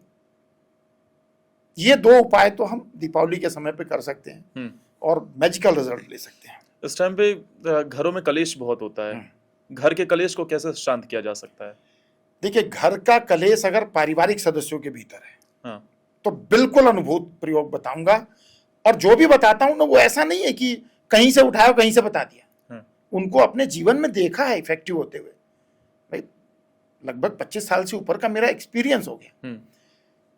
जब भी पारिवारिक सदस्यों में कलेश हो तो पहला तो काम ये करो कि अगर सबका डेटा है तो एक बार एस्ट्रोलॉजर को कनेक्ट करो। मत लालच करो कि कंसल्टेशन फीस लेंगे, हम लेते हैं कंसल्टेशन। मैं आपके पॉडकास्ट पे खुलेआम बोल रहा हूँ, फ्री कंसल्टेशन नहीं देते हैं, लेकिन जो कंसल्टेशन लेंगे वो जीवन में उपयोगी होगा। जो आप लोगे, जो समय बिताएंगे हमारे साथ, व्यर्थ नहीं जाएगा। अब ग्रह कलेश दूर करने के लिए सिंपल एक उपाय बताता हूं। बाकी तो वैसे सभी की कुंडली रीड होनी चाहिए, क्योंकि पहले देखना पड़ेगा किसकी एनर्जी कैसी चल रही है। हाँ। लेकिन आप नहीं करना चाहते हो, एक छोटा सा प्रयोग करके देखो। अपने घर के भीतर, जो घर का पूजा घर है, एक सिद्ध गौरी शंकर रुद्राक्ष घर के पूजा घर में स्थापित कर दो, और नित्य प्रति उसको धूप दीप करो। दोनों हाथ जोड़ करके प्रार्थना करो, अर्धनारीश्वर स्तोत्र का पाठ करो। गारंटी से आपके घर में पारिवारिक सदस्यों का कलेश कम होना शुरू हो जाएगा। अनुभूत प्रयोग बता रहा हूं, कोई मतलब ये नहीं कोई टोना टोटका है, कोई कहीं से उठा के बता दिया। गौरी शंकर रुद्राक्ष से अब एक क्वेश्चन बन सकता है, क्यों? हाँ। गौरी शंकर रुद्राक्ष नैसर्गिक रूप से 2 ऐसे रुद्राक्ष होते हैं जो आपस में मिले होते हैं। ये भगवान अर्धनारीश्वर का प्रतीक है। अर्धनारीश्वर माने पुरुष और स्त्री मिलकर पूर्ण होते हैं। तो जब ये रुद्राक्ष रहता है ना, तो घर के लोगों की मेंटेलिटी आपस में मैच करती है। तो इसका उपयोग कर सकते हैं, ग्रह कलेश दूर होगा, 100% दूर होगा, कोई डाउट ही नहीं। आजकल ये देखने को मिलता है कि किसी को अचानक से हार्ट अटैक आया, उसकी मृत्यु हो गई, किसी बच्चे तक की मृत्यु हो गई जी। मैं समझना चाहता हूं ये अकाल मृत्यु योग क्या है? क्या जो ये घटनाएं हो रही हैं ये क्या अकाल मृत्यु में आती हैं? देखिए, आकस्मिक तो कोई भी मृत्यु होगी अगर दुर्घटना की वजह से, तो वो अकाल मृत्यु ही है। और अकाल मृत्यु के योग ज्योतिष में मतलब जन्म कुंडली देखने पर, जैसे आप सुने होंगे कि टर्म्स एस्ट्रोलॉजर बहुत बोलते हैं, बालारिष्ट योग चंद्रमा की वजह से बनता है, जिसमें बाल्यावस्था में बालक की मृत्यु हो जाती है। या कुछ होता है भाई, एक पार्टिकुलर टाइम पीरियड पर आपकी मार्केस की दशा चलेगी, तो उस समय पर अकाल मृत्यु हो सकती है। तो ऐसी ज्योतिष में मतलब पता लगता है कि अकाल मृत्यु हो सकती है। जैसे अभी आपने एक बड़ी सेलिब्रिटी की देखी होगी कि क्या नाम था, जरी वाला, सैफ अली जरी वाला, अकाल मृत्यु हुई। अष्टम भाव में देखेंगे तो इस प्रकार के ग्रह योग बने थे। अकाल मृत्यु योग है तो इस दशा से बचा कैसे जा सकता है? देखिए, अब एक क्या करना चाहिए? हाँ, क्या करना चाहिए जिससे आप इसके दुष्प्रभाव को नियंत्रित कर सकते हो, वो मैं आपको बताता हूँ। हालांकि अंतिम चाबी मतलब परमात्मा के हाथ में होती है, लेकिन आप क्या कर सकते हो, दो चीजें बताऊंगा आपको, बहुत छोटी सी, और ये ना आपके दर्शकों के बहुत काम आने वाली है। तो जो इसने भी यहाँ तक हमारे साथ सफर तय किया है, अब ये पॉइंट बहुत इंपॉर्टेंट है। बिल्कुल। सबसे पहला तो एक शास्त्रों में जो कहा गया है कि जिस घर में भी महामृत्युंजय मंत्र की एक माला का जाप रोज होता है, उस घर में अकाल मृत्यु होती ही नहीं। ओम त्र्यंबकम यजामहे सुगंधिम पुष्टिवर्धनम उर्वारुकमिव बंधनात् मृत्यु और मोक्षेमामृतात्। रुद्राक्ष की 5 मुखी रुद्राक्ष की माला लेके एक माला 108 बार पूरी श्रद्धा के साथ करें, तो आप इसको निरंतर करेंगे तो जब भी वैसा समय आएगा, मार्केस की दशा आएगी, तो डेफिनेटली आपको उसका बेनिफिट मिलेगा। एक तो ये कर सकते हैं। दूसरा, हमारे जीवन में अकाल मृत्यु से बचने का ना सबसे बड़ा साधन तो हमारे धर्म ग्रंथों ने दे रखा है, और हम उसको पहचानते ही नहीं है। सनातनी लोगों में भगवान का मतलब क्या? भगवान का मतलब है, आप अगर देखें तो भगवान राम, भगवान कृष्ण, ये भगवान है। ठाकुर जी के रूप में, शालिग्राम के रूप में इनकी आराधना होती है। लगभग हर जो जागरूक सनातनी, उसके घर में भगवान शालिग्राम की सेवा होती है। और शालिग्राम जी का रोज अभिषेक होता है स्नान करा करके। जो स्नान कराने के बाद जो चरणोदक बचता है उनका, स्नान करने के बाद एक श्लोक आता है, अकाल मृत्यु हरणम सर्व व्याधि विनाशनम विष्णु पदोदकम तीर्थम जठरे धाराम्या। ठाकुर जी को भाव के साथ स्नान कराइए, तुलसी पत्र डाल करके जो चरणोदक बचा उसको ग्रहण कीजिए, इसी श्लोक का उच्चारण करते हुए। अगेन रिपीट कर देता हूं, अकाल मृत्यु हरणम सर्व व्याधि विनाशनम विष्णु पदोदकम तीर्थ जठरे धाराम्या। यानी जिन लोगों ने घर में ठाकुर जी को रखा है, उन लोगों को इन बातों का ध्यान रखना चाहिए। बिल्कुल ध्यान रखना चाहिए। और अकाल मृत्यु ऐसे ही एक बार दोबारा हमारे दर्शकों के लिए बता दीजिए प्लीज कि ठाकुर जी को जब आप स्नान करा रहे हैं तो क्या बात का ध्यान रखना चाहिए? इसमें दो चीजें हैं। एक तो जब ठाकुर जी शालिग्राम के रूप में है तो घर के पुरुष सदस्य को चाहिए स्नान कराना। ठीक है। अब आपको स्त्री क्यों नहीं? तो देखिए, स्त्री को एक तो महीने की कुछ समय ऐसा होता है जब नहीं करना चाहिए। दूसरा क्या है, ठाकुर जी की प्रियतमा तुलसी जी है, वो नहीं चाहती कि कोई दूसरी स्त्री हाथ लगाए। अच्छा। है ना, शालिग्राम जी को तुलसी बहुत प्रिय है। तो जो घर का पुरुष सदस्य है वो ठाकुर जी का अभिषेक करे अपने भाव के अनुसार। गृहस्थ के लिए कोई नियम नहीं है। और जब वो अभिषेक कर देते हैं, नहला देते हैं, उनको स्नान करा देते हैं, तो जो जल बचता है उसको हाथ पे लेकर के अकाल मृत्यु हरणम सर्व व्याधि विनाशनम विष्णु पदोदकम तीर्थम जठरे धाराम्यम, ये कहते हुए उसको ग्रहण कर लीजिए। उसमें तुलसी दल ऑलरेडी रहता है, तो आपके जीवन में अकाल मृत्यु होगी ही नहीं। और होगा भी अगर कोई ऐसा योग तो टलेगा, क्यों? भगवान ही टाल सकते हैं। बिल्कुल। आप ये सोचो आचार्य राजकुमार पांडे आपको अकाल मृत्यु से बचा लेंगे तो टोटली आचार्य राजकुमार पांडे के पास केवल रास्ता है, रास्ता आपको बता देंगे, चलना आपको पड़ेगा, परिवर्तन जरूर आएगा। तो ये अकाल मृत्यु से बच सकते हैं। अच्छा, इस टाइम पे हम देख रहे हैं कि लोग बहुत ज्यादा डिप्रेस हैं, बहुत ज्यादा दिमाग संतुलित नजर नहीं आता है, चिंतित रहते हैं। लोगों की सेक्सुअल लाइफ भी बहुत ज्यादा डिस्टर्ब नजर आती है। कैसे इन सब चीजों को ठीक किया जा सकता है? देखिए, सबसे पहली बात तो ना, सेक्सुअल लाइफ डिस्टर्ब होने में डेफिनेटली आज के वर्तमान परिवेश का भी उसमें बहुत बड़ा रोल है। क्योंकि एक बार व्हाट्सएप पर मुझे एक संदेश मिला कि जो लोग पहले ऋषि मुनि थे और वो कॉर्पोरेट में जॉब करते हैं, मतलब उनको कॉर्पोरेट की अपनी जॉब के अलावा कोई दिन दुनिया से मतलब नहीं होता है। लेकिन जन्म कुंडली को देख करके हम इन चीज़ों को सुधार सकते हैं, सेक्सुअल लाइफ को भी इम्प्रूव कर सकते हैं। आपको आश्चर्य लगेगी, अरे आचार्य जी आप मतलब ये भी करते हैं? तो ये मैं करता नहीं है, कुंडली में है। अच्छा। कई बार आप देखेंगे कि लोगों का विवाह तो हुआ, शादी भी चल रही है, लेकिन बस ढो रहे हैं शादी को। सेक्सुअल लाइफ क्यों नहीं अच्छी हो रही? अगर जन्म कुंडली का 12th हाउस हम्म, जो आपके बेडरूम को रिप्रेजेंट करता है वहां पर नेगेटिविटी है तो आप अपने पार्टनर से सेटिस्फाइड नहीं, और जब सेटिस्फाइड नहीं होंगे तो डेफिनेटली प्रॉब्लम आएगी। तो सेक्सुअल लाइफ अगर इंप्रूव करनी है तो पहले पति पत्नी की कुंडली को देखिए, 12th हाउस में जो नेगेटिव इंपैक्ट है उसको दूर कीजिए, उस पर प्रॉपर काउंसलिंग भी बहुत अच्छा काम करती है।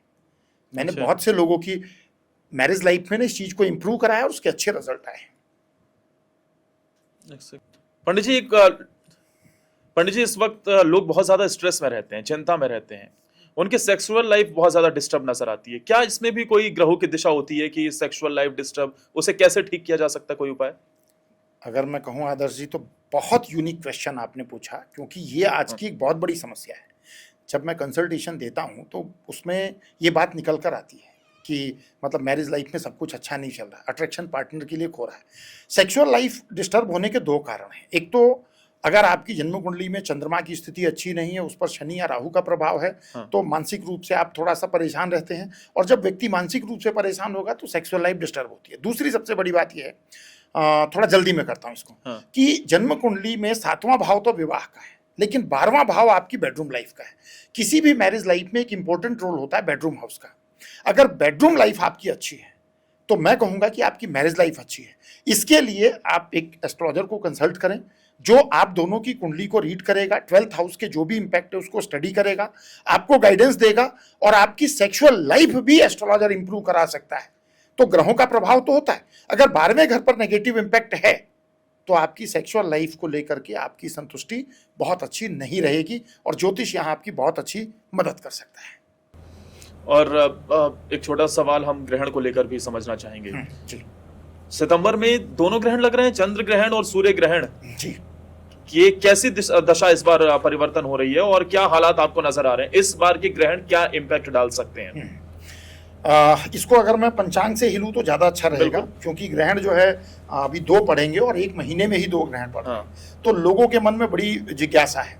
तो अगर देखें, हम तो इस बार वैसे तो संवत में, संवत का मतलब है कि पूरे संवत के भीतर तो 4 ग्रहण पड़ेंगे, लेकिन 2 उसमें आधुनिक मत से देखें तो 2025 में पड़ेंगे।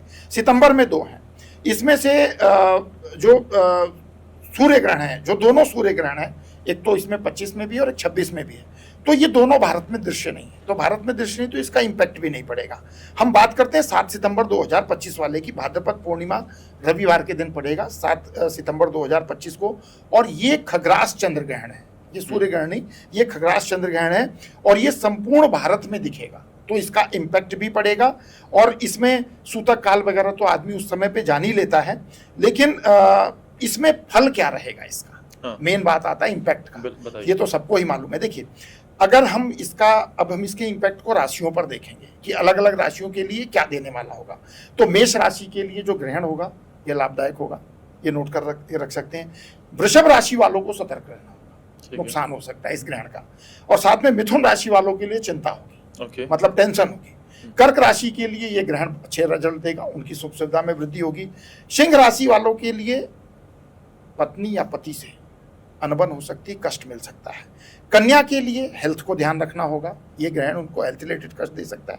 तुला के लिए कोई अपयश मिल सकता है, सतर्क रखिए। ये तुला वालों के लिए विशेष रूप से ये ग्रहण, मतलब अपयश का मतलब कि कुछ जैसे होता है ना कि आपने नहीं किया फिर भी एलिगेशन लग गया, या थोड़ी बदनामी हो गई, या आप डिस्प्यूटेड हो गए। मेरी राशि तुला ही है ना। तो थोड़ी सावधानी रखनी, तुला मेरी भी है तो थोड़ी सावधानी रखनी।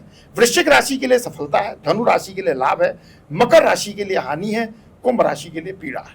ये पीड़ा शारीरिक भी हो सकती है, मानसिक भी हो सकती है। और मीन राशि के लिए ये व्यय की स्थिति है। 21 सितंबर को जो खंडग्रास सूर्य ग्रहण लग रहा है, तो भारत में है नहीं, सूतक भी नहीं रहेगा, तो उसका महत्व नहीं, लेकिन 7 सितंबर को जो है इसका महत्व जरूर है।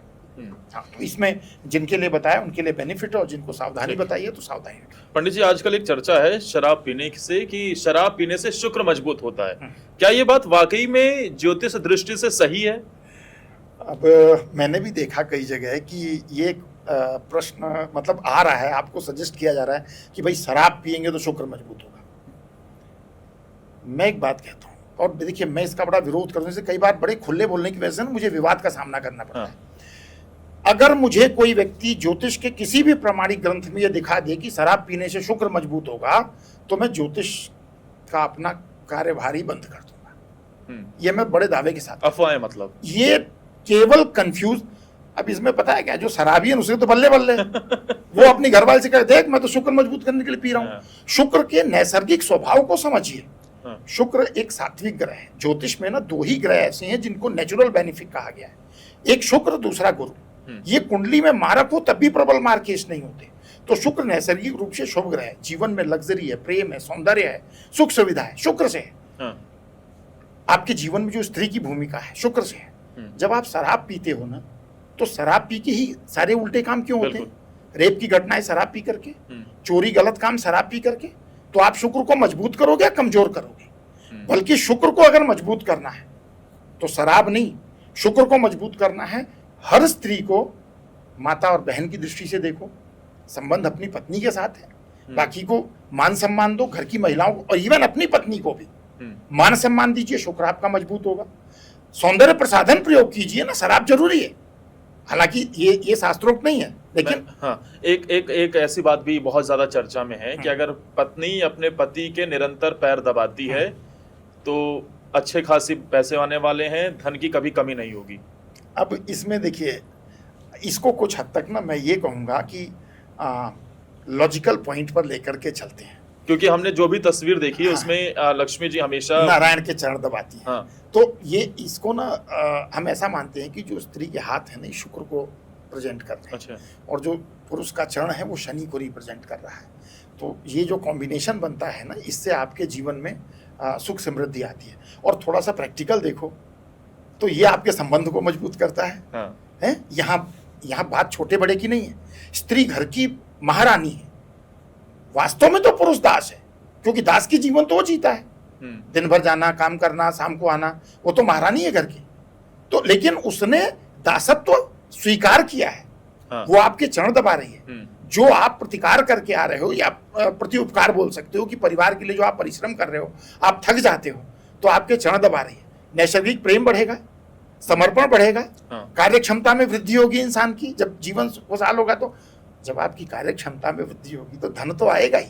तो इसको अगर हम प्रैक्टिकल देखें तो ऐसा करने में कोई बुराई नहीं है। और वैसे भी देखें अगर जो हम, तो लक्ष्मी जी सदैव नारायण के चरणों को स्पर्श करती हैं, तो इससे कहीं ना कहीं आपके जीवन में धन आगमन तो होता ही है। जो लोग इतनी देर तक रुके हैं, पॉडकास्ट देख रहे हैं, उनके लिए आप ये छोटा सा बता दीजिए कि भाई ऐसा वो क्या कर लें कि अगर उनकी किस्मत साथ नहीं दे रही, क्योंकि लोग कहते हैं कि मेहनत तो बहुत करते, किस्मत साथ नहीं देती, कैसे उनकी किस्मत पलट जाए और कभी उन्हें धन की कमी हो ही ना।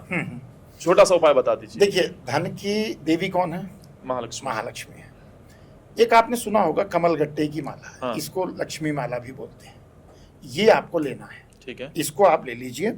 और शुक्रवार के दिन से, ये जो बता रहा हूं, खाली शुक्रवार कंटिन्यू कीजिए इसको। सफेद रंग, सुबह स्नान करने के बाद सफेद या गुलाबी रंग का वस्त्र जो भी आपके पास हो उसको धारण कर लीजिए। आपके घर के मंदिर में माँ लक्ष्मी का चित्र हो या मूर्ति हो, उसके सामने आप बैठ जाइए और कमलगट्टे की माला पे 108 बार आपको ओम श्री महालक्ष्मी नमः, इस मंत्र की एक माला का नित्य प्रति जाप कीजिए। नित्य प्रति का मतलब नित्य शुक्रवार। अगर रोज करते हैं तब भी अच्छा, लेकिन शुक्रवार के दिन इसको जरूर कीजिए। आप केवल 11 दिन करके देख, 11 शुक्रवार करके देख लो, आपको फर्क नजर आ जाएगा। बहुत छोटी सी बात, कमलगट्टे की माला पे जो मंत्र बोला है मैंने दोबारा बोल देता हूं, ओम श्री महालक्ष्मी नमः। इस मंत्र की एक माला कीजिए, 11 शुक्रवार कीजिए, सफेद या गुलाबी रंग के वस्त्र पहन करके कीजिए, पूरी श्रद्धा के साथ कीजिए। आपको अपने फाइनेंशियल स्टेटस में इंप्रूवमेंट दिखेगा ही दिखेगा। चलिए ठीक है, बहुत बहुत शुक्रिया पंडित जी, आप हमारे साथ जुड़े और इस पॉडकास्ट में हमने हर एक फैक्टर को कवर करने की कोशिश की है। ये पॉडकास्ट वाकई आपकी जिंदगी बदल सकता है। जैसा उन्होंने बताया है कि कई ऐसे मैजिकल चीजें हैं जिन्हें आप करके धन की प्राप्ति कर सकते हैं, सुख की प्राप्ति कर सकते हैं, घर का कलेश दूर कर सकते हैं। बस छोटी छोटी बातों का ध्यान रखना है। बहुत बहुत शुक्रिया आपका हमारे साथ जुड़े। और अगर ये आपको पॉडकास्ट कैसा लगा आप कमेंट में जरूर बताइएगा। प्लीज इसे ज्यादा से ज्यादा शेयर कीजिए, जैसे आपके जो जानने वाले हैं, आपके परिवार तक, उन तक भी ये बातें पहुंच सकें और वो भी इसका लाभ उठा सकें। शुक्रिया।